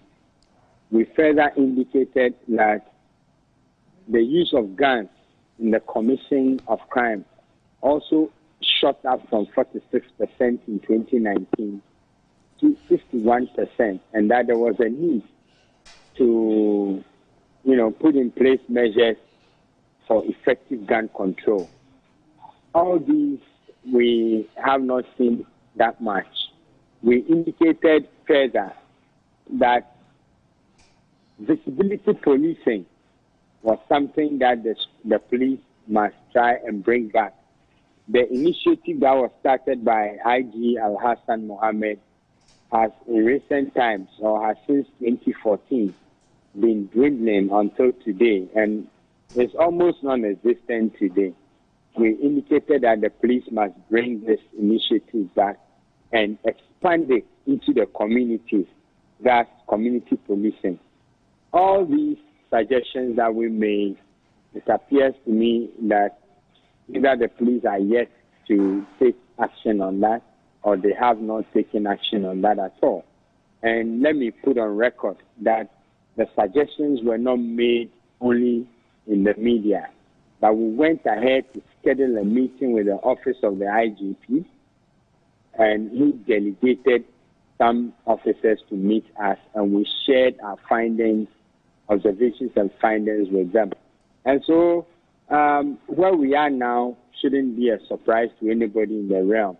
It is something that we always knew, but we have, if you like, if I have to say charitably, is it alarming? Failed to take. Is it alarming? Mm-hmm. Well, that comes back to the experience of citizens. to the extent that we have recorded an 8% decrease between 2018 and 2019. We cannot say it's alarming. But if you look at the other part, which suggests that the outcomes, the casualties are going up, you might want to say it's alarming. So as to whether the crime rate or the incidence of crime and associated casualties is alarming or not, you might want to leave it to the experience of the citizen. How do you feel today driving in traffic? How do you feel today taking a walk in our streets? How do you feel today entering your own home? How do you feel if you find yourself in a public space? If the feeling is okay, then your experience is good. But if the feeling is not good, then you will understand that we need our law enforcement agencies to act. But they are the ones who have been clothed with the powers to ensure the safety of the public. To that extent, even if one hair of a legitimate, bona fide Ghanaian or foreigner walking on our street falls to the ground, they have every mandate to ensure that this does not happen. Nanaya, thank you. I will definitely get in touch, and then we'll get into details of that so you can give us more for the viewers on Metro in general. Thank you for now. We'll leave it here. Thank you. Nanaya Akwada is the director for the Bureau of Public Safety, speaking to us on the update. So it's not really good because he has spoken a bit, and he has actually said that smart criminals are now taking advantage of daytime traffic jam to commit robberies. And well, so this, you see, it's a mixture of a lot of things, really. I just can't say much. But Margot, I've changed you a bit, forgive me. Kwekubako says, Uncle Kwekubako, good morning to you. He says that successful governments have endeavored to equip the police service with logistics such as vehicles, land cruisers, buses, transfer trucks, pickups, etc. Bulletproof vests, body cameras, motorbikes, ballistic helmets, and weapons as part of the retooling of the police service. Obviously, the police service needs more than what had been given to them over the years. Governments can and must do more, with an exclamation mark. And he sends me screenshots of reports of the Ghana Police Service Transforming Program. And the pages have, you know, some of the equipments that he named. We have body armor, we have ballistic helmets, we have AK-47 assault rifles and their ammunitions, we have body cameras. As body cameras?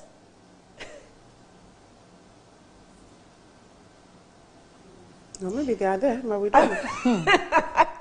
Uncle Kweku, thank you. So there are lots of logistics here. There's establishment of motorbikes, patrol units, increased capacity of marine police, establishment of motorbike patrol units, K9 units. We have airborne units, procurement. So there's a lot here. We will, you know, peruse the documents maybe later on after the show, but for now, that is a bit of some information given to us. And he says now technology CCTV cameras is also being applied to aid the fight against crime. Right. So those are some excerpts from the Ghana Police Service Transforming Program that we got excerpts of that from Uncle Kweku. Margot. Yeah. This one I've taken a lot of your time, No, but don't forgive worry, me. Annie. It's all parts of the job. And to take it from where Uncle Kweku came in about the police transformation agenda, I don't know where the current IGP has taken it to, because it was started by his predecessor.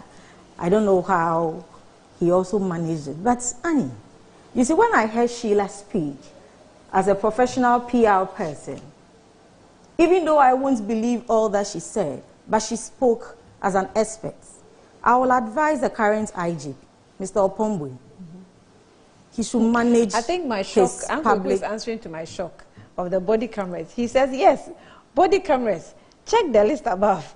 Numbers are not adequate, of course. Uncle, that's it. The current IGP should manage his public utterances and his public comments. You're on your own. You know, because A police officer is shot dead. A poor woman who is also on hawking to get something for her children also died. Then at that instance, you come to tell us that Ghana, there are crimes everywhere, and it's only in heaven where you will not hear the sound of a bullet. Is he indirectly trying to tell us that we should all die and go to heaven so we have peace? We should allow the armed robbers to kill us. So when you go to heaven, you will have peace. You won't hear the sound of a bullet. Is that what the contract IGP is telling us? And they should, you see, he should be the last person to talk. He rather shouldn't talk, then Sheila will come and do the crisis management for him. Thank you for reminding us that he is a contract IGP. You know, it's too bad, Annie.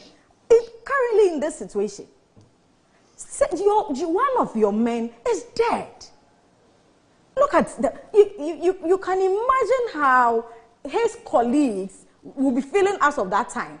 And hearing you, their father, as an IGP, speak like this. And the way he was even displaying his ignorance about the heaven and the Bible, I was surprised, because if he spoke about heaven, probably he might have read the Bible. In heaven, there was war.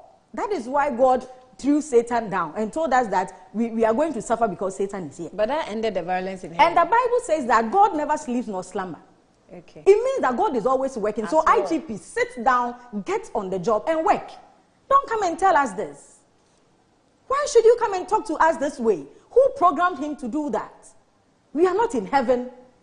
So what is our standard of policing in this country?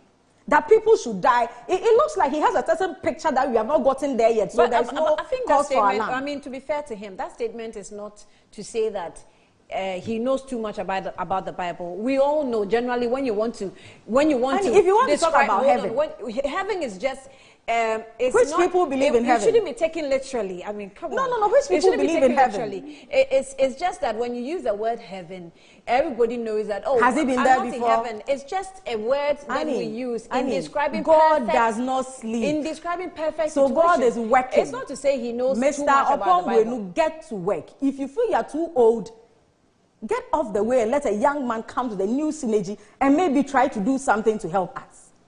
If he feels it, because it looks like he's far behind security issues.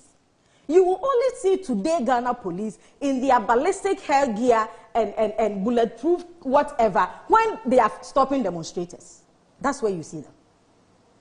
When did the IGP get to know that bread vans or whatever are being used to carry money in transit? When did he notice that? When?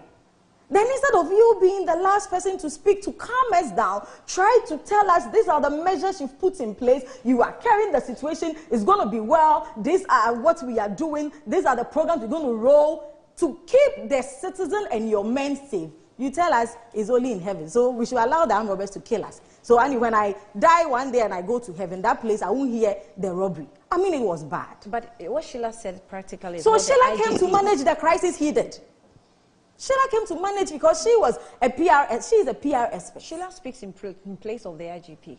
So why did the IGP talk in the first place? When you have a proper communication bureau in place, why did he rush to speak? The IGP spoke. If he cannot handle the situation, you know, he shouldn't be subjecting himself to this kind of thing, because you can't be talking to us this way. We are here. We are in Ghana. We are on earth. We are not in heaven yet. And we are by no means trying to go to heaven now. You understand? Until the Maker himself decides to call you. So he shouldn't push us from Ghana and take us somewhere. It was in a very bad taste. And our advice, he should check his public utterances. It wasn't good at all. And Annie, the police is our friend. That is what we grew up to know, isn't it? Mm-hmm. Like the police is your friend. But now, how do you share information with even the police?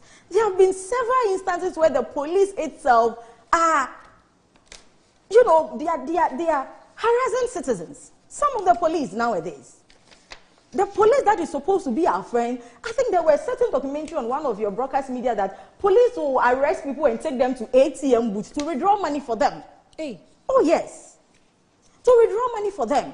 It became an issue on one of your broadcast media. I don't want to mention. But truth be told, the security issue, as Inanayo Akwada was mentioning, those begging for money are now becoming more aggressive with the begging, to the extent that when you're even in traffic and they approach you, it's now with more aggressiveness. And I'm saying it's a cycle. It might now move from aggressiveness to anger. Oh, yeah. And that's when they're going to pull the trigger. There were several instances where they took the person told them he didn't have money on him. They said, then let's go to an ATM and withdraw the money for us. Some took as much as 20,000 Ghana cedis. Oh, yes.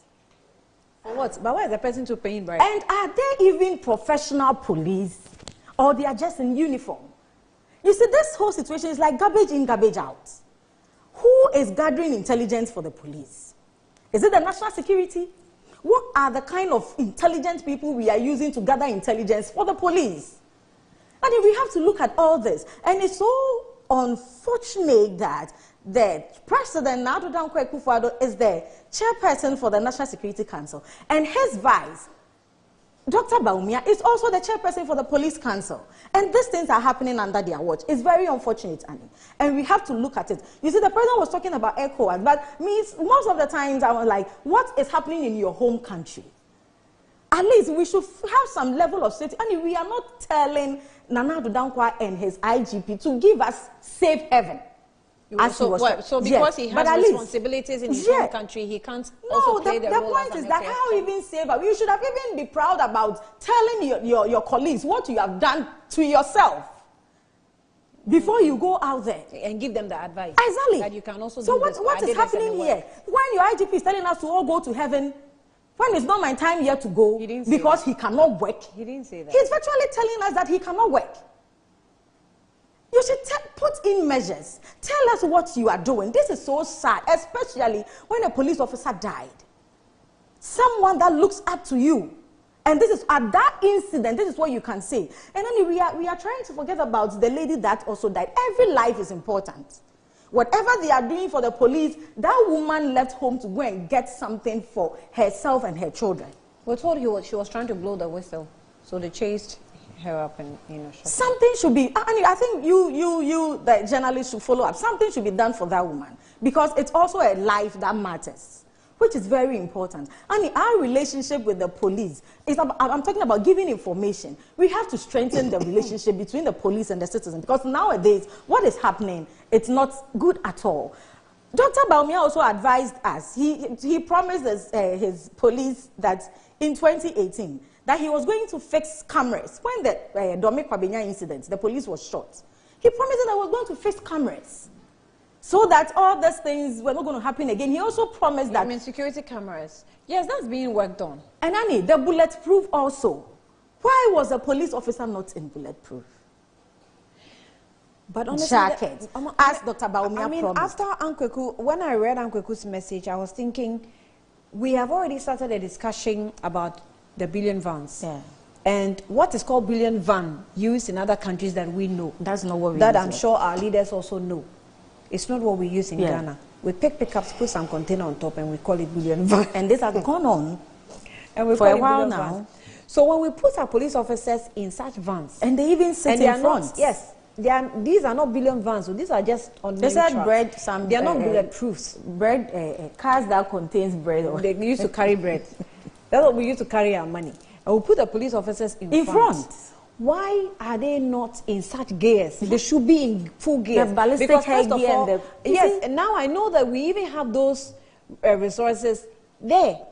Why are they being kept? The police, you only see the police in them when they are stopping demonstrators. Recently, they fixed the country. When you will see them fully armed. When the report when robbers are having a field day. When the second report of the billion van attack came last week, I just confirmed to myself, because last time I was having suspicions, but when this happened, I confirmed that somebody is within the operation rooms giving tip-offs to these armed robbers, and the person should be part of the team.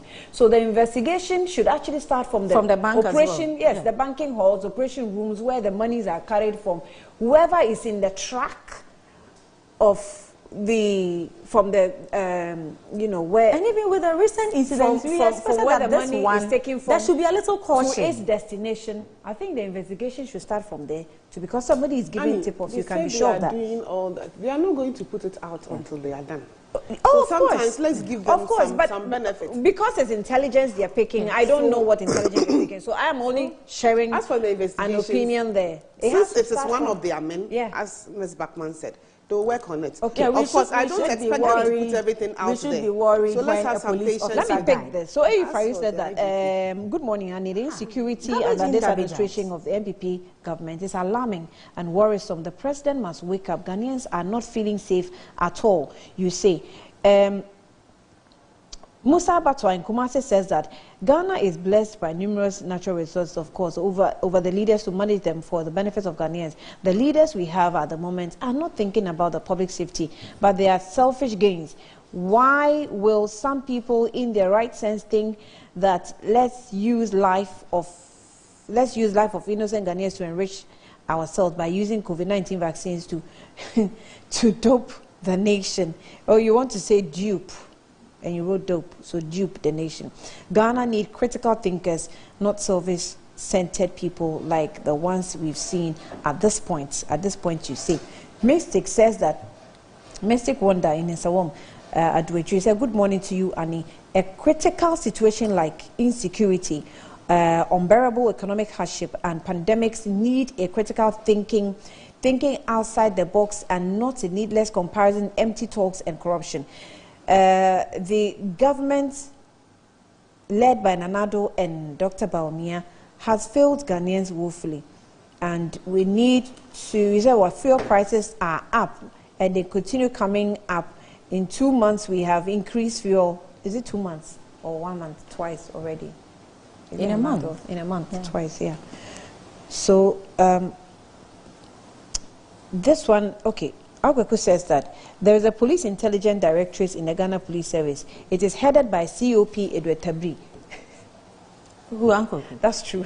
Is he not the PR for Ghana Police? Why? He's contributing to the discussion. You What's your question? He's giving you answer. What's your question? He's doing the PR for them too much. Why? Let the police talk. You were asking the police. No, are you expecting the police? The police is watching. I can be sure of that. And they have told you. No, I can assure you of that. Go and check.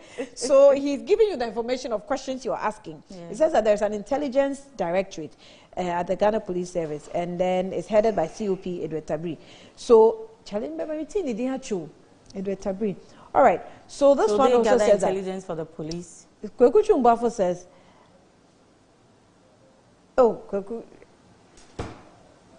Kweku, I won't read this one. Okay, it says you're looking something, but who is looking something? Let me read. Amma. You know, he's talking about me. Is Mago saying that?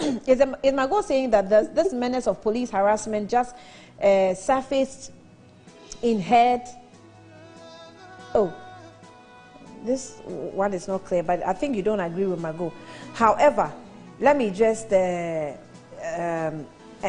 end here. We have to cross over to the NDC's. Yeah, sorry, Mago. Yes.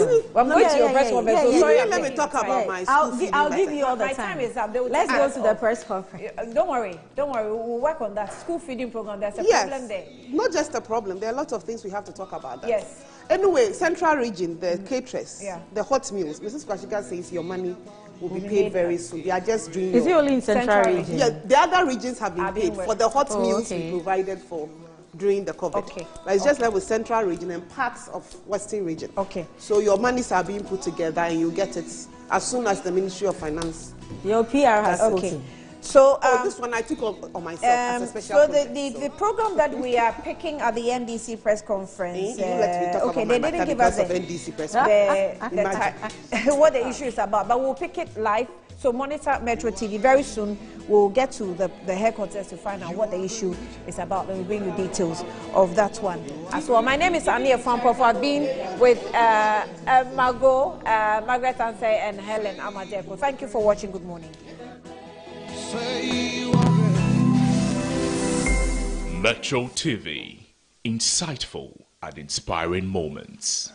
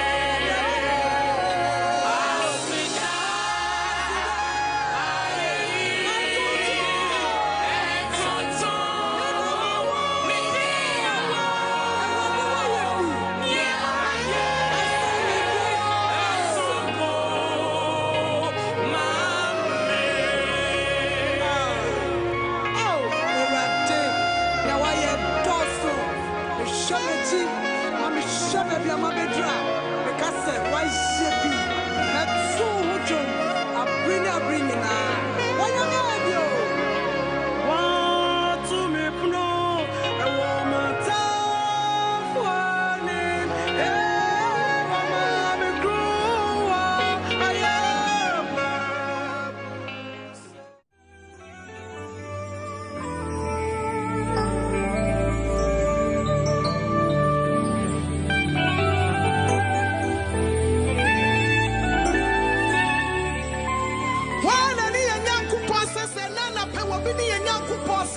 Manika and synonym.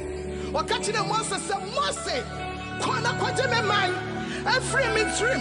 Mose episa ebradise. Say bradise me kwa. Ness a fellow besame. I make catcher and say. What's this a fellow besawa catcher and say me ding and then me ara me ara. And fitiasia name woho. Every yaso me woho. Or say me ara ne me ara.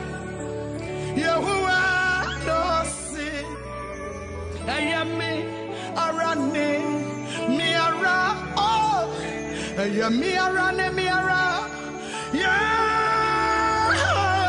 no see, mi arane miara. Ukwa catch the fellow say, ayami arane miara. Yahuwah no see. Me arane miaro miarane miaro miarane miaro miarane miaro ya no se manda da basia baka ose ya mi arane miara mose se fero bisawa Yehovah me na mesi menuma samne se ya mi arane miara ya miara ne miaro ya na se miara ne miara sa way akali asebi asema ewrade akachire ne mai Israel e with Deuteronomy chapter 20 verse 1 was say ori to sa ene watamfo akoko na wo hunu apomko Uhuno atiasiana. Uhuno my hour dosu essin boa. Ensuro won. Efrise. Everade. Unya kopon. Ah. Wade wo efri Misrim asase so ebaye no okawo ho. Everade kawo ho. Ono ede onwara. Yeah.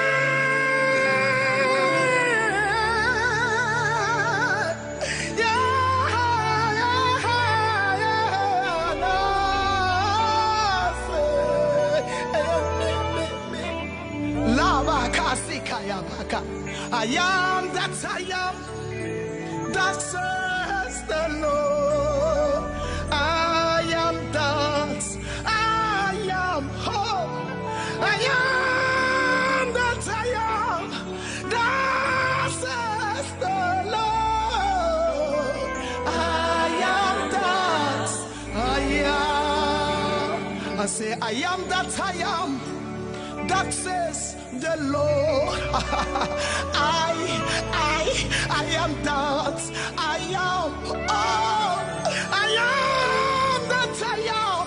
I am that I am. I am that I am. That says the Lord. Makabosa. I am that I am. Mr. Music Mesa. Oh my God.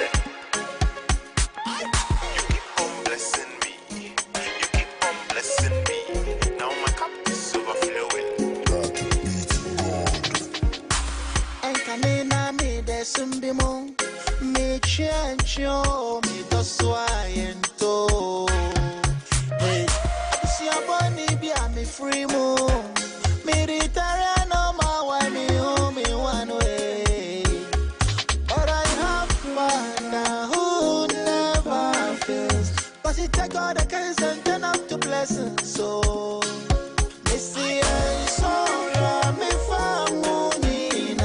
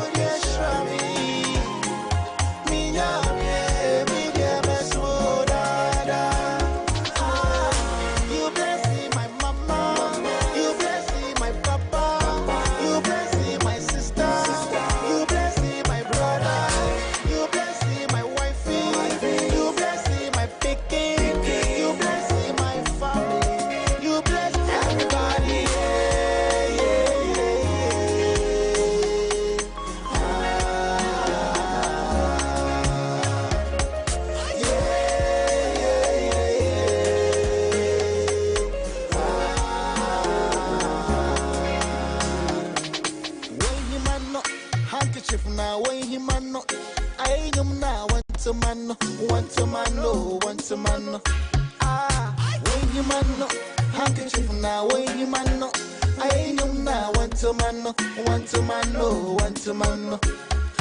Me a father who never fails, 'cause he take all the cares and turn up to blessings. So me see her sorrow, me famuni na nyamye gwa mawe mi mo.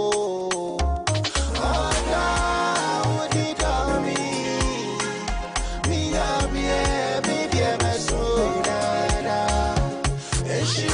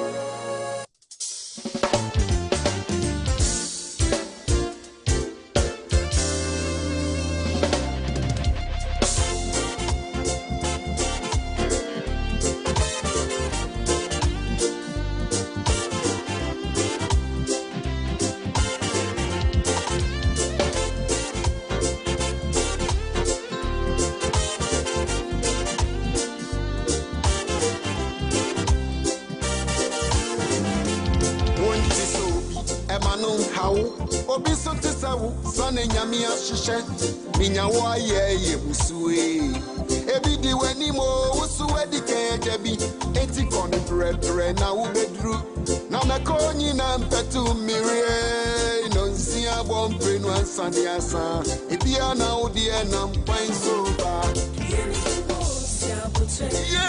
kubo ya monyame sumwa nonsia bompre no ansani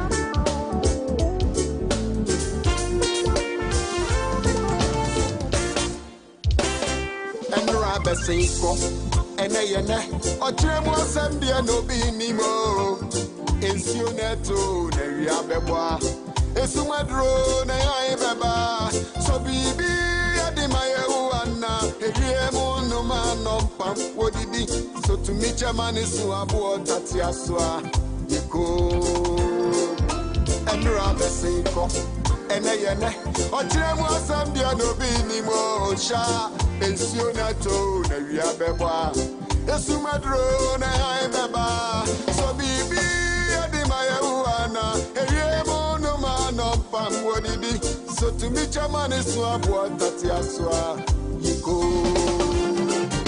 yeni kubosia buche mimia ajensa yo ya monyame suwa dosia bompre no ansanye pesa ebiana otiena mkwanso adia betia esumudikaya adia betia esumudikaya suwa dosia bompre no ansanye pesa ebiana otiena mkwanso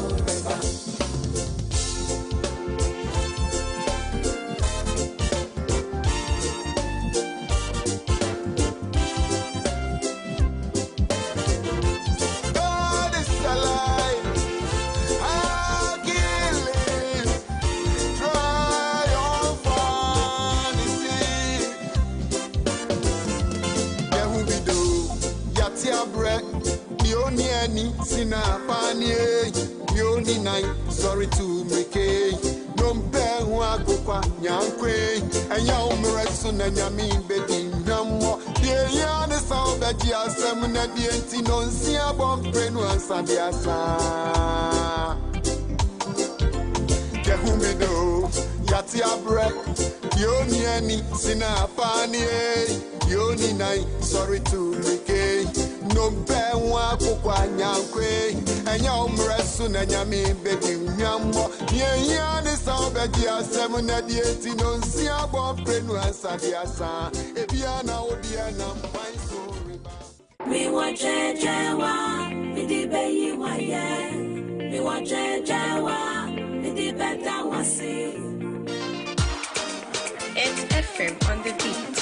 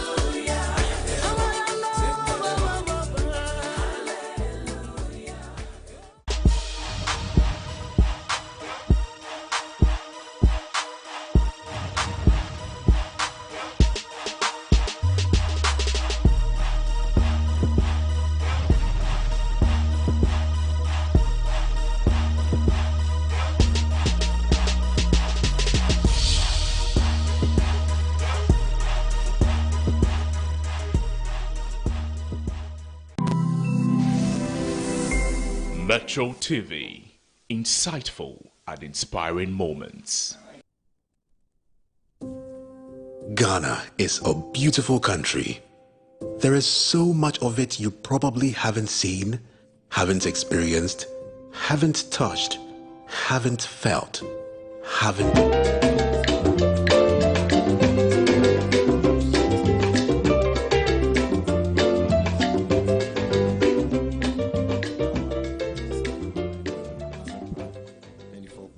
FM and Ahoto 92.3 FM. In the Eastern region, it's always reliable on FM, Afram FM, and Radio 1 FM. Central region, reliable on Starling FM, Live FM, Sweet FM, Rich FM, 1 FM, and Abba Radio. In the UT region, we are live on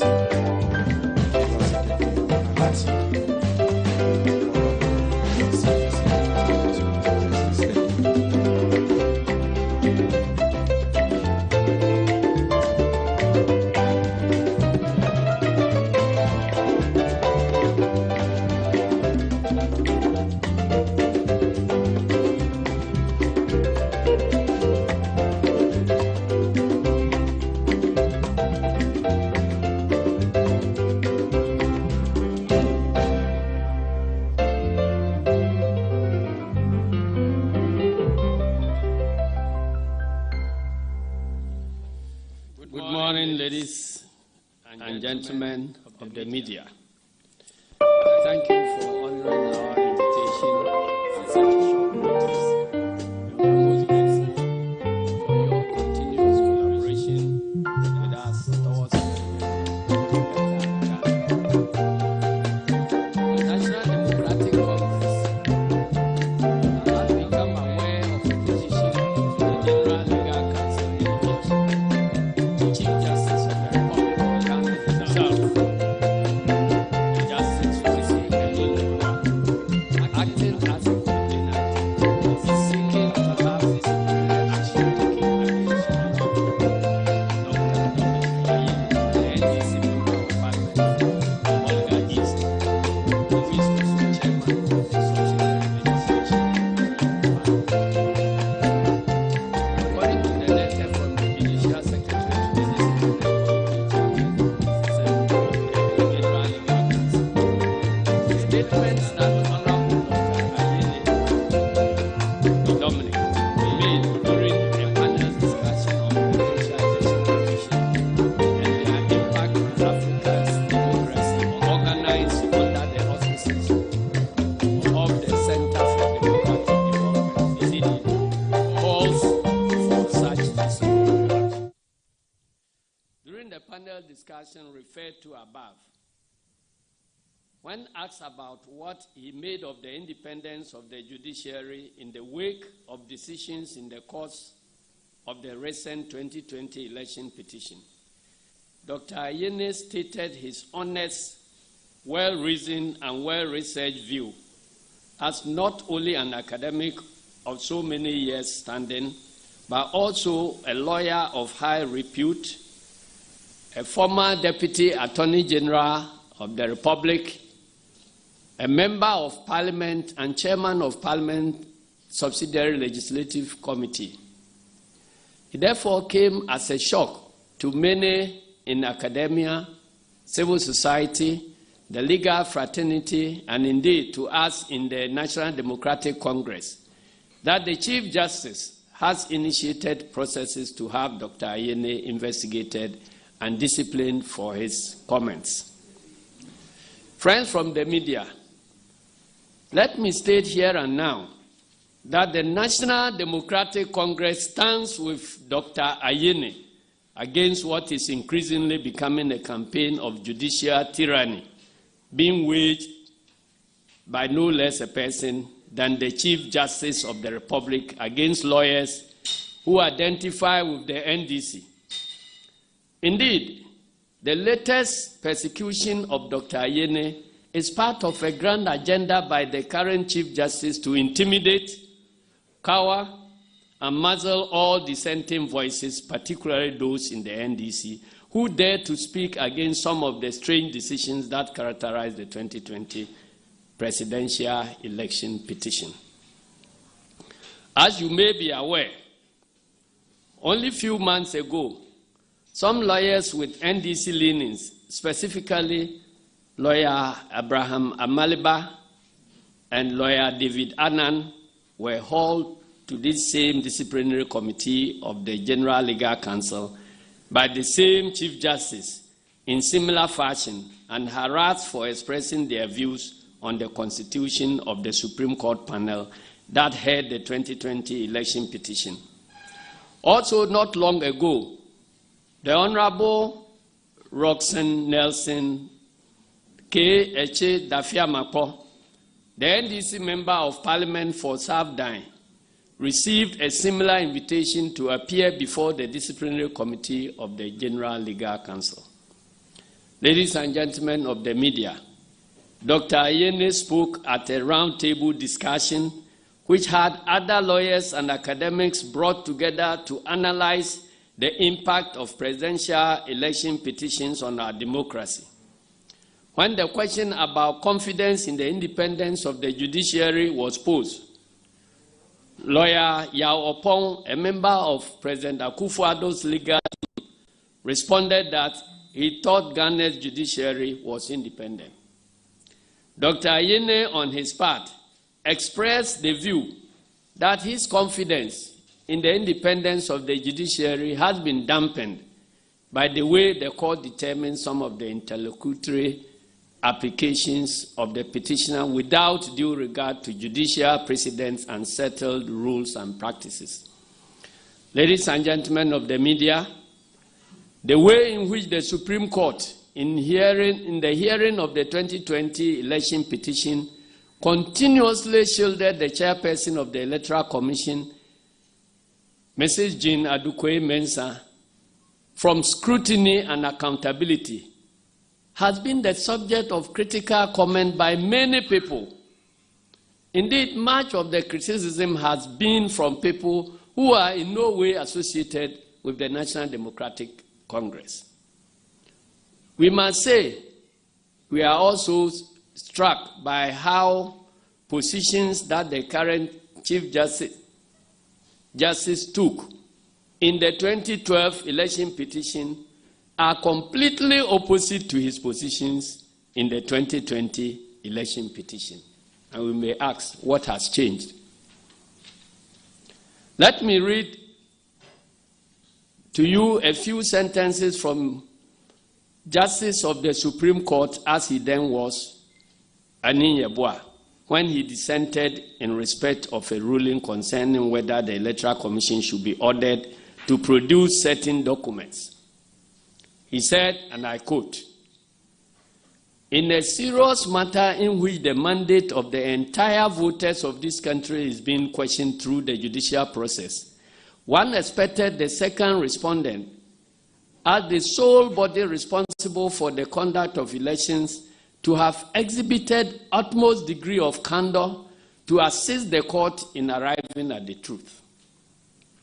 Surprisingly, the second respondent, Electoral Commission, opted for filing no pink sheets, leaving this court unassisted and thereby placing reliance only on the pink sheets supplied to the agents of the petitioners at the various polling stations in issue. While the second respondent elected to deny assistance to a court of law in search of the truth in a monumental case of this nature is beyond my comprehension." He continued, "I think this must be deprecated in view of the constitutional autonomy granted to it to perform such vital functions under the Constitution for the advancement of our democratic governance," unquote. And that was Justice Anin Yeboah in 2013. Yet, in the recent election petition, the same Chief Justice, Anin Yeboah, dismissed every single application on behalf of the petitioner to have the chairperson of the Electoral Commission, the same Electoral Commission, assist the court to establish the same truth. In 2013, Dr. Farijan went into the witness box and was subjected to extensive cross-examination. That was not enough for Justice Anin Yeboah then.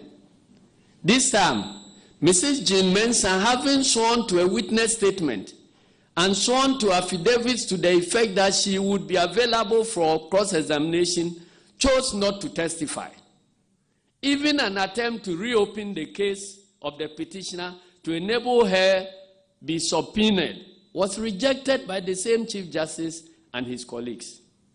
Why was the conduct of Mrs. Jean Mensah not deprecated this time around? How does the Chief Justice, Justice Anin Yeboah, expect Ghanaians to have confidence in his impartiality and fair-mindedness as a judge in the face of these contradictory decisions by him? Also, the way and manner the Supreme Court unanimously dismissed virtually all the interlocutory applications of the petitioner without regard for the law, in some instances, further dampen our hopes in that important arm of government. You may recall, for instance, that in their ruling on the application by the petitioner to reopen his case to call the EC chairperson as an adverse witness, the Supreme Court disregarded the clear provisions of the Evidence Act of Ghana which is the law in Ghana, and opted for a wrong interpretation of the Black Law Dictionary of UK. Black Law Dictionary's definition of adverse witness. We all know that where the law does not explicitly provide for any subject, you may borrow from other jurisdictions, but clearly not where your law states clearly what should operate in Ghana. You abandon that one and you go looking for advice from dictionaries elsewhere.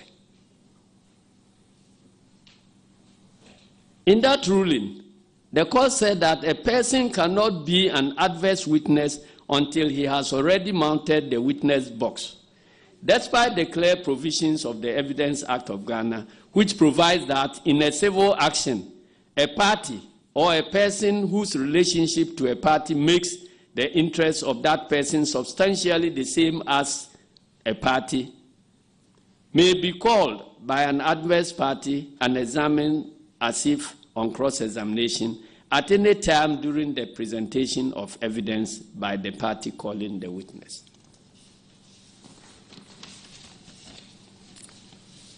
When the petitioner applied for a review of this decision, and the court was presented with a golden opportunity to correct this clear error of law, the court refused to do so without any plausible reason.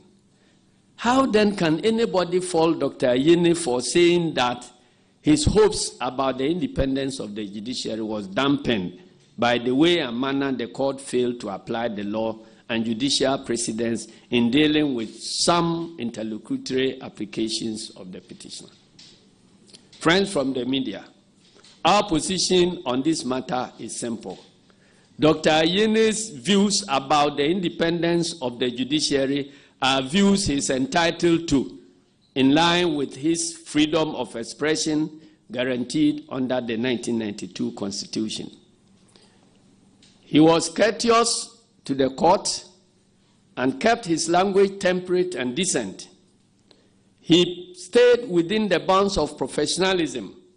He was neither scurrilous nor scandalous. For him to be accused by the Chief Justice of disparaging Ghana's judiciary over these tempered and justified comments is not only bizarre and unfortunate, but speaks volumes about the Chief Justice himself. Clearly, the opinion expressed by Dr. Ayene, which we in the NDC share without any equivocation, is not actionable and does not violate any rule of professional conduct for lawyers. As a matter of fact, neither Dr. Ayene nor we in NDC can be compelled, and I repeat, can be compelled to increase our confidence in the independence of the judiciary, even when the court has not given us any basis or reason so to do. The Chief Justice ought to be reminded that according to Article 125 of our Constitution, justice emanates from the people and is administered on behalf of the Republic by the judiciary, which shall be independent. Public confidence in the independence of the judiciary must therefore be earned and not be forced on us. Nobody can force anybody to have confidence in a system that does not justify that confidence. It is naturally not possible. So,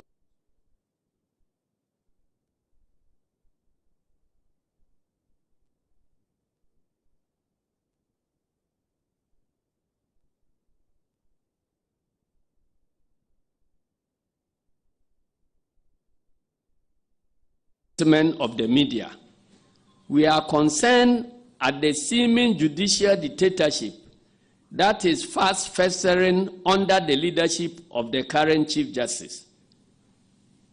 An unwelcome development which threatens free speech and could potentially undermine our justice system. You will recall that not so long ago, and immediately before the judgment on the elections petition was pronounced, the Chief Justice instructed his private lawyer, Mr. Teddy Usori, to issue a threatening letter to media houses in the country.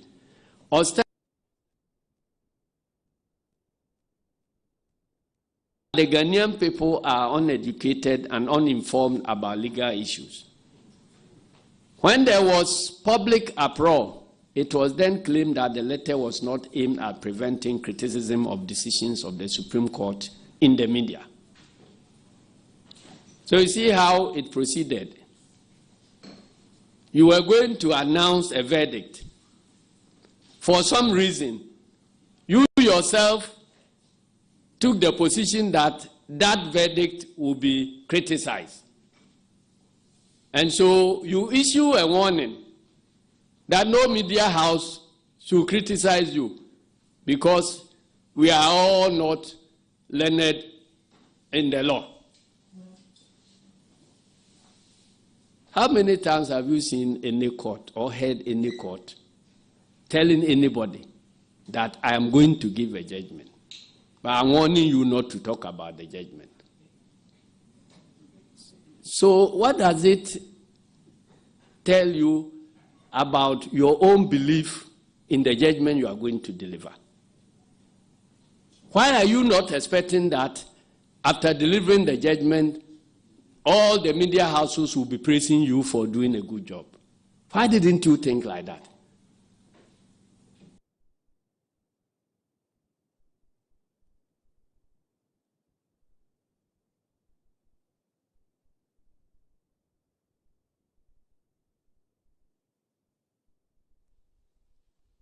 And it didn't end there. Now you have done it. And we are talking about it, and you say we cannot talk about it. We will continue talking about it. Our children will come and talk about it. And our grandchildren will come and talk about it. And this judgment will be studied in all the law schools in this country. Because the Supreme Court is a court of record.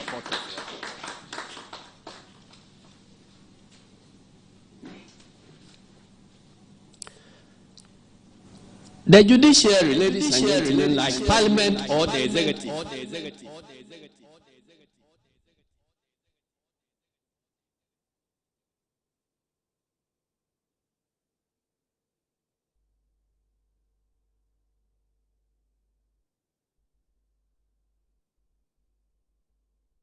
event to criticize a 60-year-old decision of the Supreme Court. The event was dominated by politicians of the New Patriotic Party stock, who used the occasion to express their critical views freely. So you see now, the Chief Justice, the President, everybody is free to criticize one Supreme Court decision. But even members of Parliament are not free to criticize another Supreme Court decision. What type of country then are we living in?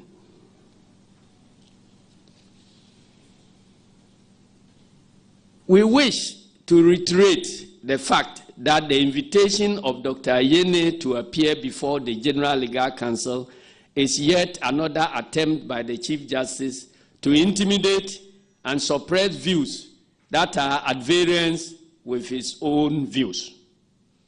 Even if the Chief Justice disagrees with Dr. Ayene's views or deems same as erroneous, the statement made were decorous expressions of opinion about a judgment delivered by the Supreme Court of Ghana and do not warrant professional discipline. Our progressive march as a constitutional democracy will suffer a grave setback if the disciplinary committee of the General Legal Council were to proceed to hold an inquiry into the matter of Dr. Yene's statements at the CDD event. Our Constitution and laws protect the integrity and independence of the judiciary and not the sensibilities of judges. I want to take that again. Our Constitution and laws protect the integrity and independence of the judiciary and not the sensibilities of judges. Judicial vanity is a threat to justice and must not be countenanced in any democracy. We therefore join all well-meaning Ghanaians to demand that the Chief Justice withdraws his petition against Dr. Yene forthwith. We further serve notice that as a political party, we are keenly following events and shall resist any judicial tyranny with all our might. In conclusion, ladies and gentlemen, we wish to state that even as the action taken against Dr. Yene is unjustified, it is but a symptom of a larger problem. It is no coincidence that virtually all the lawyers who have been reported to the disciplinary committee of the General Legal Council by the Chief Justice, Justice Kwesi Anim-Yeboah, in recent times are aligned to the NDC. What is the Chief Justice's personal interest in the punishment of NDC-affiliated lawyers that he is so keen to initiate unwarranted actions against them? We dare say that such treatment will not be meted out to lawyers who are aligned to the MPP for reasons best known to the Chief Justice himself. After the 2013 election petition verdict was delivered by the Supreme Court, lawyer Sam Okujeto, at a symposium organized by the Dankwa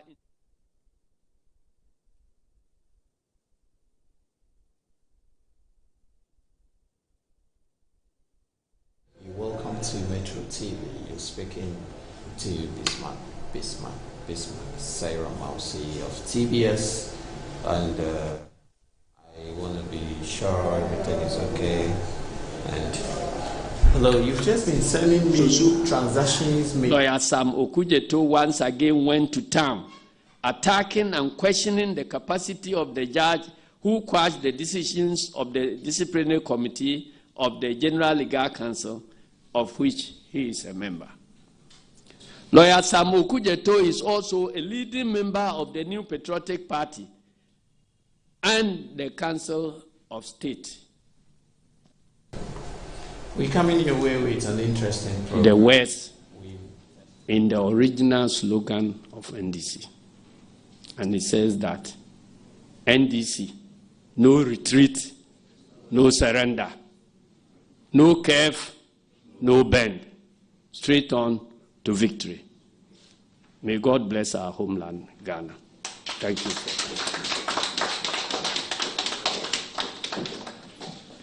All right, so ladies and gentlemen, there you have it.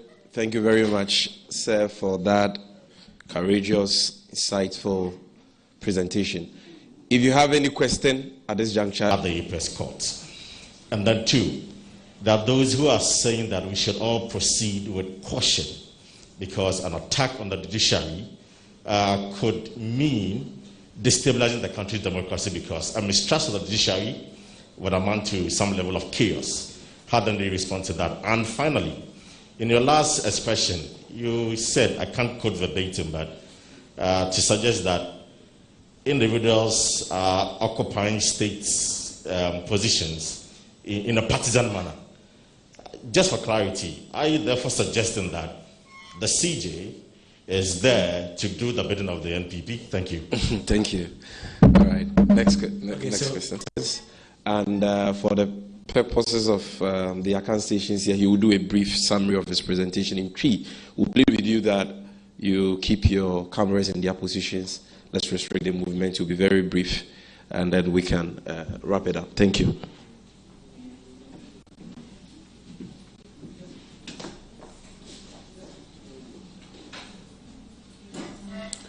Yeah. The first question has to do with the locus I have as a General Secretary. The General Secretaryship is not my only locus.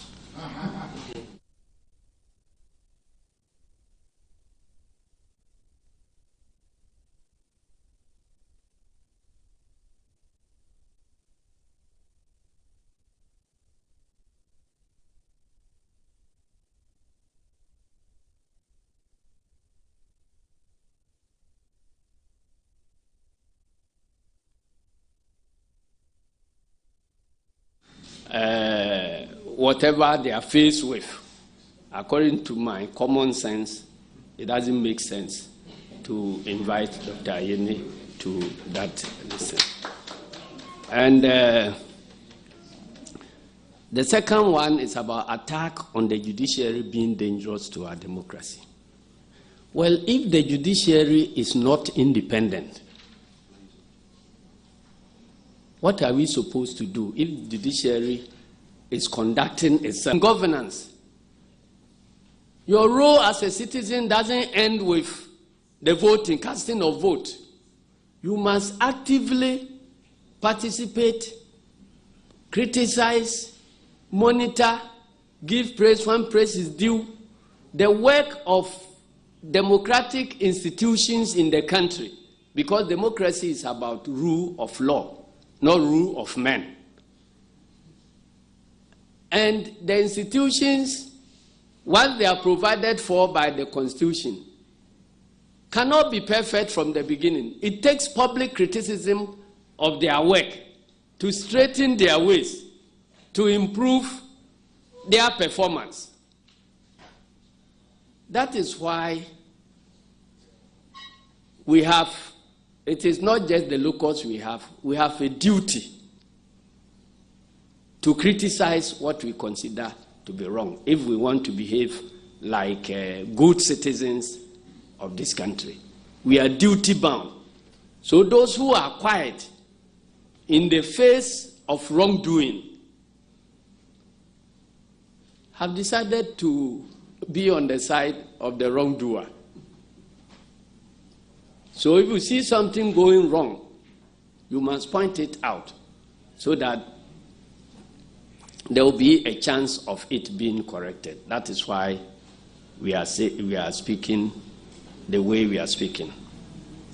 So you must, the danger that is posed to a country by a judiciary that is perceived not to be independent is greater than the criticism that any citizen will raise against the performance of such judiciary.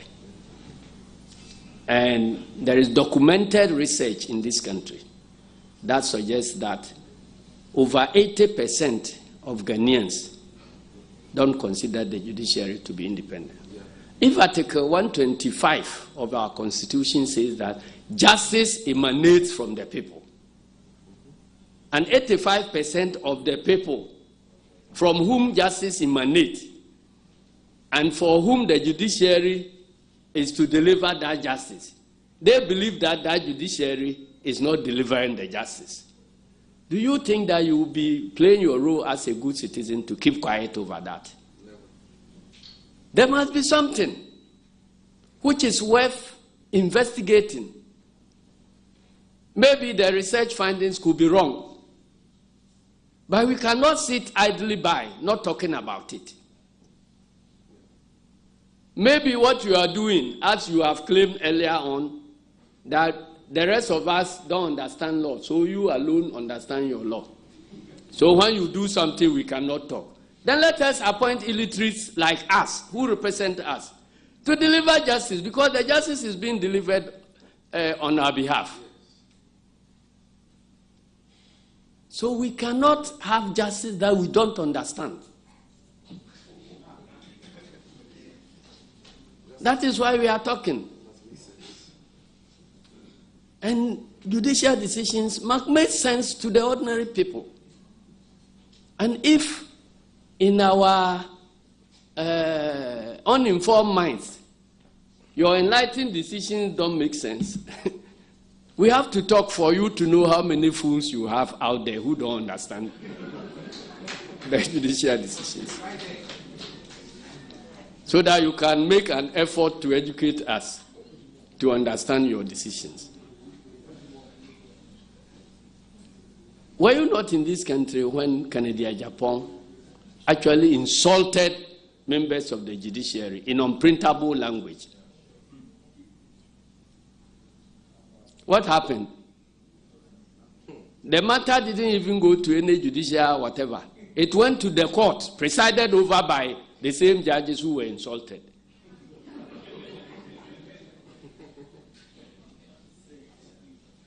And they were running away. So if you create the impression that you enjoy the insults at that time, if people don't have confidence in you, now who calls them? Now another person says, talk. We are not supposed to fight in a democracy. Democracy is about talking. That is why we will continue talking. The day we will stop talking in a democracy, that democracy is headed for trouble. So that is the difference between autocracy and democracy. It is the belief in democracy that expression of your views, ideas openly will blow away the heat and keep the society stable. What I'm saying today, if I haven't said it on behalf of the party, many party members will be keeping those things in their heads, and you may not know how they will react. So if you are in a democracy and you are silencing dissent, it's like blowing air into a balloon. If somebody is standing beside you and say, this balloon will burst, and you won't stop blowing the air, and you won't allow any space for the air to escape, then you can only head for a situation where the balloon will burst on your face. There is no way of making rose not smell sweet by calling it by any other name. Rose smells sweet and it will continue smelling sweet. So if you call it by whatever name, it will still smell sweet. So the truth must be told. The general statement we made about state positions that could be occupied by partisans. It's a general statement about all state institutions in this country. So go and measure your head. If you think this cap fits you, put it on. Thank you.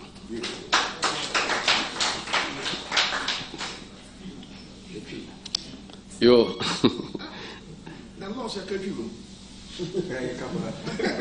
Na me tell me try him fear the assembly.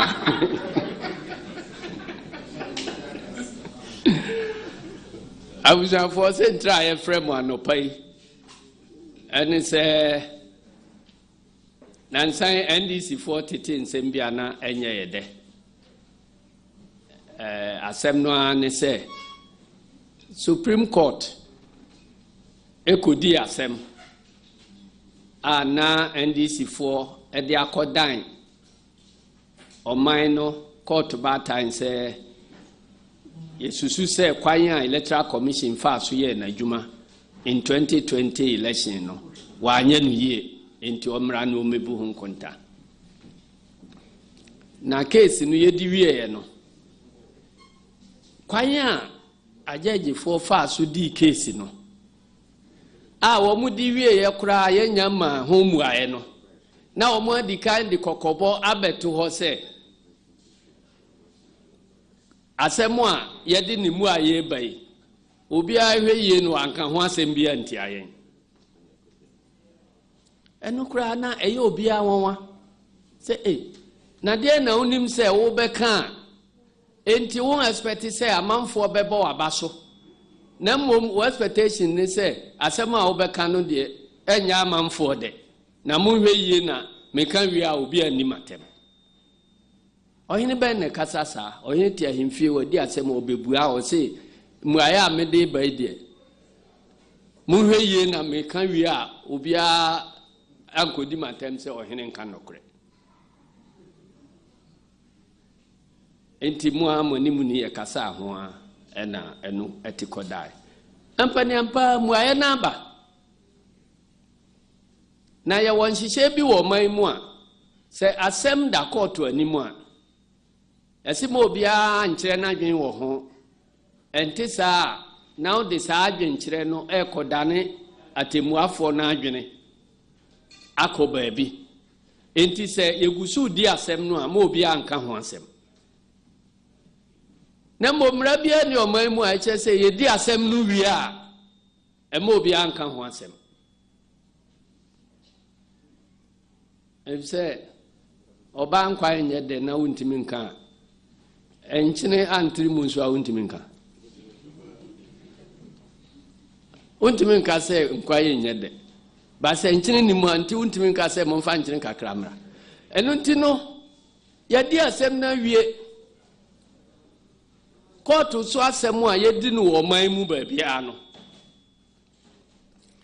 eye ensen na ho a womo a womu sua mra ewo ye schools no mu nyina womu sua eno na womu di sua mra na kyena bi ye di assemble bi a wo se ebre bi etwa mu asiedu nkati aka sei ebre bi etwa mu samija mfiso asem bi to ebeto nanim okan no sei ebre bi etwa mu lawyer kakra asamwa aka no sei enu ntinde abana sa asem no ene no sa sei na ese edito if said it asue ene asue ho eno na edi sua ye mra wo man enti bi da se court akoma na sem hu mu aye no san hye ni papa mpin se mo obi anka sa asem no ho asem bia ena Dr. Yene ya frɛ no CDD ye program se ye medoso court judgment no mu ni enhwe ne ma yebetimi asua afiri mu e de akire enchirima de se ba bi ye mfomso ba bi ayenka papa oba bi ayenka ya fresa nhyiamu ya eye adisua ene adisua lawyer for ebi bai ebe gina ma wo mo ayeka se Supreme Court ayade ene ono so eka se Supreme Court nye ade na kwan a omfa so di asem no ama ono ne gidi e wo Supreme Court mu no ahwan we nkasem bi anim afeye free wa Chief Justice ono akosoma ni secretary se ontwe letter na yenkobo just Dr. Yene Kwadu se waye bibi a wanye no yi nti omra ne yematwe na so enu nti enense ntrofo nhia mu ne botai ni se ye de to Ghana fo nyina nim ama bi aka Chief Justice no se Dr. Yene no NDC fo ye nyinu mada ye tanachi babi ade no ko bia ye tanachi efisi ejidi se ne nsem o kan no enti a obia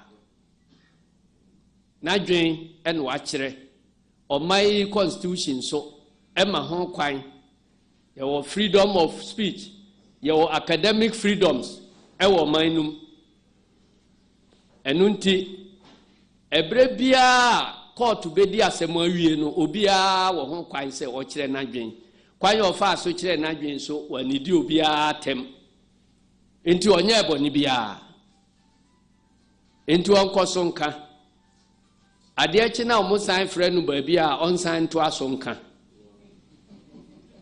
efise saa atemua no ebeda ho ama ye ma beka ho asem ama ye ma nana nso abeka ho asem ama ye nana nka so anu abeka ho asem eti se onim se ukoye ade bia entene a no adwen ho yi efise onya ye ya eda ho afebo ewo din mu ya hunu se Supreme Court kuro ya wabu aten bi pen pese mfie be aduonum ni akire nie eye tafre no re akoto nansa ya president no na MPP mpanimfo ekohia se ye hwe niema ankoyie ewo re akoto case no yi se obi ko read statement hokra wo Chief Justice we wudin mu no na ye criticism of Supreme Court judgment ya aba so be 50 years ago na dia ben ana ususu se ema wutumi judge no de ema wutumi se wutumi ko criticize Supreme Court judgment na yenti mamufu ayetu ato o me editu awka no ayen na atemuo no constitution se efiri yemu na ugina ho na ubu aten no de amaye na okoye adwuma bre ya yeni ho kwan se ba bi achi a yebetumi aka bi enti nsantrofo nchi amu ibotai ne se ye nyina so ye beka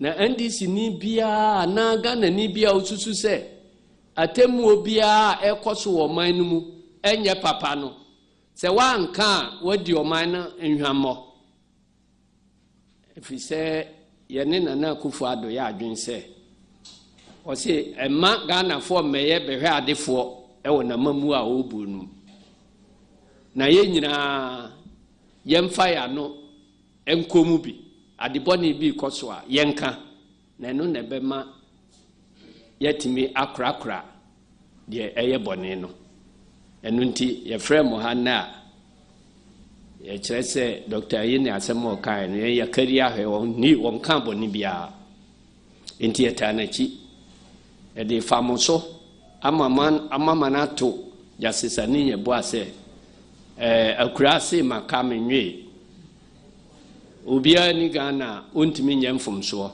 yen yesusu se wa yemfomso nti ontwensan na ebiemu nso ye se Ghana fo nkra ne se ye kan democracy a ye kan bi mameso men kan bi enti se obi na dwen se ono obeye kan bi a emma so o manum obi ankan ye NDC for de ye beka enu nti no obi amwa o man no ne chichire na bra ye bra eji democracy no si ho no ameye kwa na se fertilizer ye digu bone so mani nyini pa eni se bone no koso na nyansafo o manum na o mo ayedin we na science say o the fertilizer e gu bone no so amana nyini ntem enu nti ye mpasi e the fertilizer be gu bone die so enu nti na eba ye kan bi no nti enye judiciary nkoa ya de nkra kwa ama obi bia oda oman adwuma bia no se onya adwuma wo man no din mu no onhwe ye no amfa nkwa ankoye party asem odi koye party asem a na onu na de ne ho akoto party controversy mu nti party for so beka nti oye bibia onhwe hunu se oman Ghana ena yesomo no eda mu nyina ase nyankopɔ mu ama Ghana konani. All right. Thank you very much, General. Thank you very much, ladies and gentlemen of the media. We are grateful to you for coming. We've already released a soft copy of the statement General read. We will give hard copies to those of you who need hard copies. And we'll plead with you to give us a few minutes. Officers from the Communication Bureau will see you before you leave. Thank you for coming. All right, General. Okay. Another important announcement. The Secretariat of the NDC has launched a newsletter, and the maiden edition is available. I don't know whether copies are available yet, but copies are available at administration. If you need a copy, you can get one. Will be okay. So the first copies are free. This will help you know what is going on at the NDC headquarters here and throughout our party structures across the country. So you can pass by the party administration and pick a copy for yourself. Thank you very much once again for coming.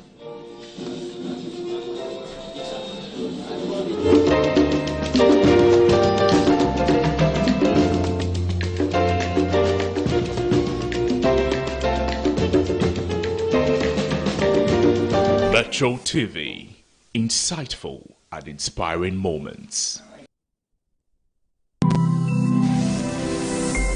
Metro TV, insightful and inspiring moments.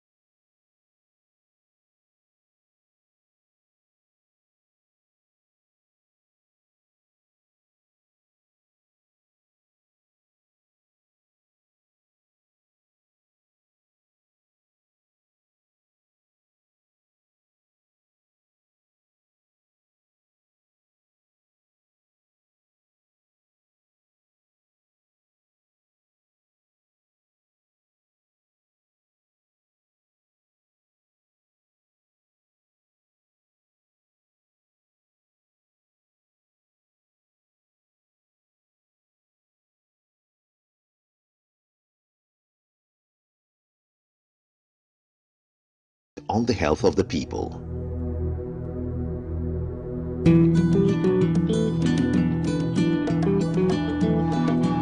With the outbreak of COVID-19 global pandemic, Zoom Lion's swift response, nationwide deployment and effective public disinfection was pivotal in Ghana's impressive control of the virus. The single most extensive and effective nationwide disinfection and disinfestation drive in the nation's history, covering educational institutions, medical facilities, security installations, public facilities, markets, and other commercial centers.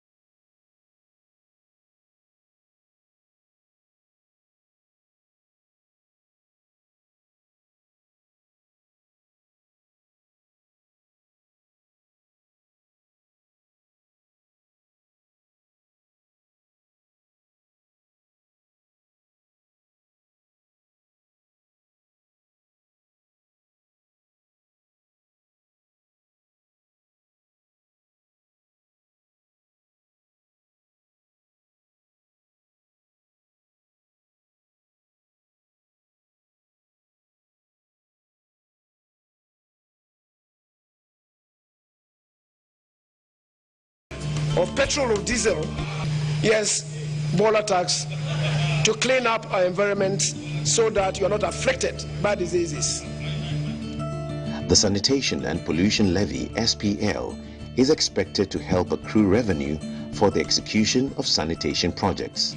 We need to construct more sustainable state-of-the-art waste treatment plants, both solid and liquid, in selected locations across the country, provide dedicated support for the annual maintenance and management of major landfill sites and other waste treatment plants and facilities across the country. Construct medical waste treatment facilities to prevent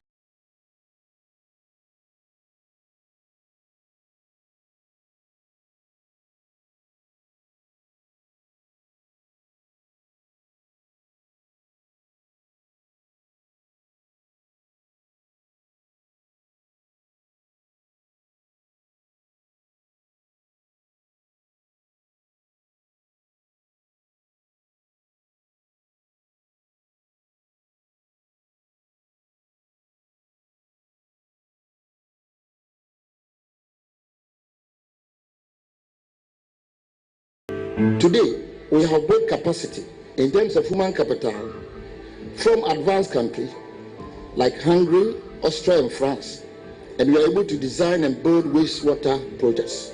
We have the means as Africans and the capacity to deal with our problems if only we find the political will.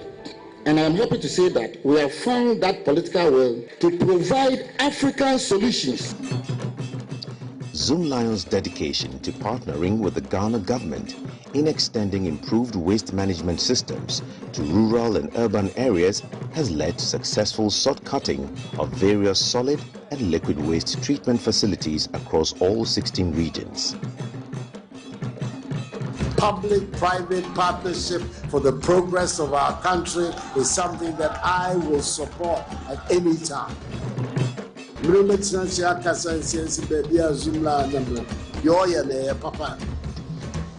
also, yes, abandon so the Nahon better the team, Papa so HMA Daddy, Mayor. The integrated recycling and compost plant, we have one in Accra. What we do is that we sort and process municipal solid waste and recover the organic fraction to help the agrarian community, and also recover paper, glass, metal, and scrap for industrial use. And it's the same thing we are going to replicate here. I mean, we should not see waste as waste. Waste is a resource. And so what we want to do here is that we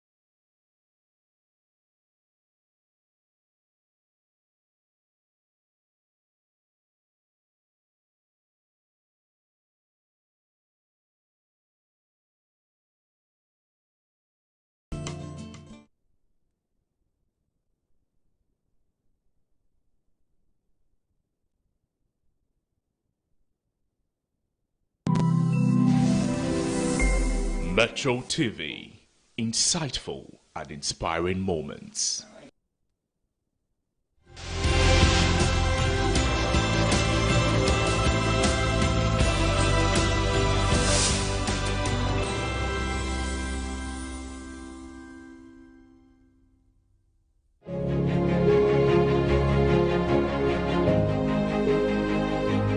Education has always proven to be a very important tool for development in any country.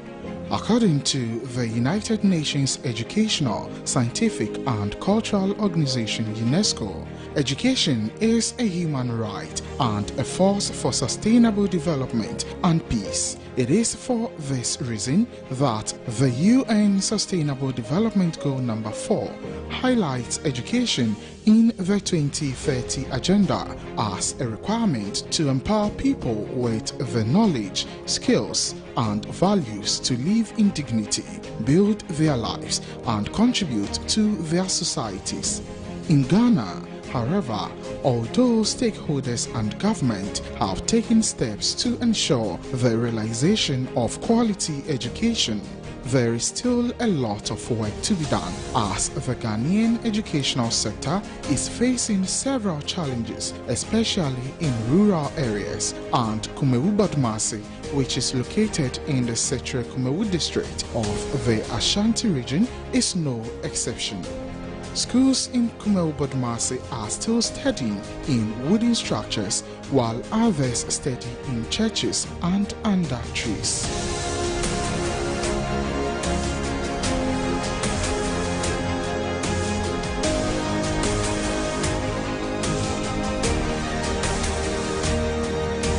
Badmasi, with all the great history like the story of Nana Genti, who fought with death and carried its palanquin, the story of the Bodom tree that never withers regardless of the season, cannot pride itself in its only senior high school, Badmasi Secondary Technical School.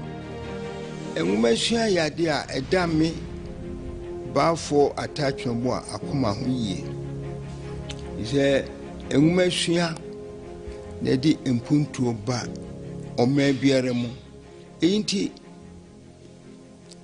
ebeye mfie enumuni midi secondary technical ababodomase Bodomase secondary technical your friend Bostek our course say yara abada roma mofra wo ho omusua huma.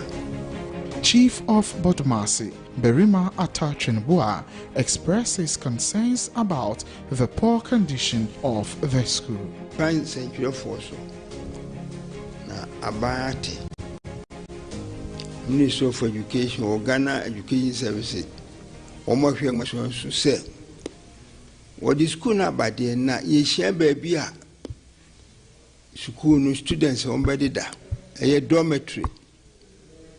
Administrative block and a dining hall no munina idea. O manwa and do one him. ISCC Yenia da classrooms and Sana GNPC ABC Womo dance with their account. In the dormitory, students in bed na aquanimu. The school, which received a facelift from the Ghana National Petroleum Corporation, still lacks some basic facilities like a library, administration block, science lab, and a toilet facility. James Appiah is the headmaster. He explains how difficult learning and teaching has been after rainstorms ripped off some roofs and demolished some classrooms. Our challenges were deepened and it became so critical when on 6th March this year, 2021, heavy rainstorm hit the school. We have temporary places that are being used as administration block, staff common room we don't have, but we are still managing. We are getting temporary places to serve those purposes. He also stressed on the need for accommodation or dormitories for students, especially those who travel from afar to receive tuition in Badmasi. We are also facing the challenge of getting dormitory for the school. It's a day school, it's purely a day school, but I'm talking about dormitory because we would be very happy if the school can be converted from day to boarding, because a lot of people have been coming from all over the country, but we can't get accommodation for them, so we only resort to admitting those who are from the community and the surrounding villages. So we know that if we get a structure to serve as dormitories. It will help a lot so that we can increase our admission. The school also doesn't have a hall, assembly hall, or what I can say multi-purpose hall. If we get a hall, it can serve for so many purposes, and it will be our meeting place. Head of the Technical and Vocational Skills Department, Edu Jemfi Nyantechi, explained how the school has been forced into having their technical skills practicals in the open after their workshop and classrooms were pulled down by the rains. At first, we were using the structure for our practicals, and then a classroom was also there. We have our departmental office there, but unfortunately it rained and everything ripped off like that. So we are coping. We are just doing our practicals in open space where we think it can help. We have small tools, even though it's not enough, but we are using them. We use some of improvised ways to tackle this issue, especially benches and cutting tools, tools that normally we use for these practicals. We don't have, but still we are managing. I have some, and my assistant too have some. So normally we bring them together to help the students. The government is doing his best, and we are urging him to come to our aid. We were having a workshop there, but it's not completed. So if probably he may come, and if any philanthropist out there may come to help us, we will be glad. And then everything will be moving on smoothly. A block that was being used as a technical workshop, and some of the rooms there being used as classrooms were ripped off. The roof was ripped off by a heavy rainstorm, and it gave us a big blow. We have communicated the information to NADMO, the District Assembly, the GES, and other places, and we are looking forward to hear positive response from them. We are taking this opportunity to appeal to anybody who hears us that please, this is the situation of the school and we need your assistance. Please come to our aid to help us get to put the place in order. In fact, the building cannot be re-roofed because it was an old building, old classroom block. I've been told it was serving as a middle school, and when the school later on was converted to a senior high school, it served as classrooms and technical workshop for the school.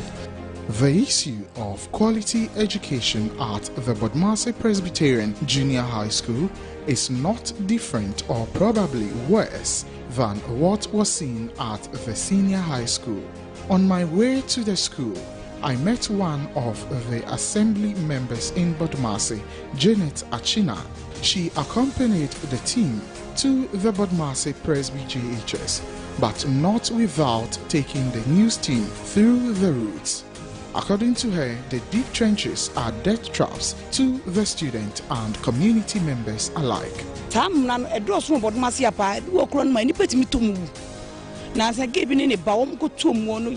Hospital.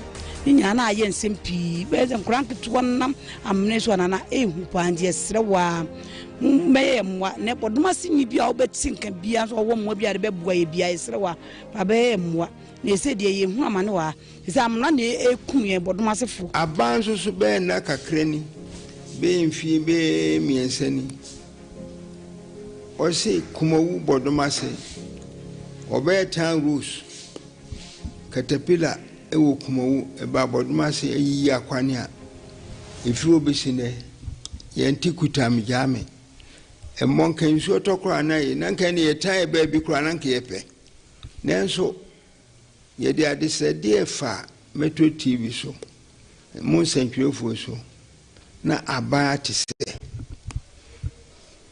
kumawu Bodmasi 10 rules no o ka so be e wo mi se nimfo doso na krobia betumponia omabia betumponia esoma na fa na ye na kwan titru de saba se ekwano akaso bi yatoto yimfikire ne abontenso no yese no omobode no memaye na ode ka akra ko ufia otimdi akọ.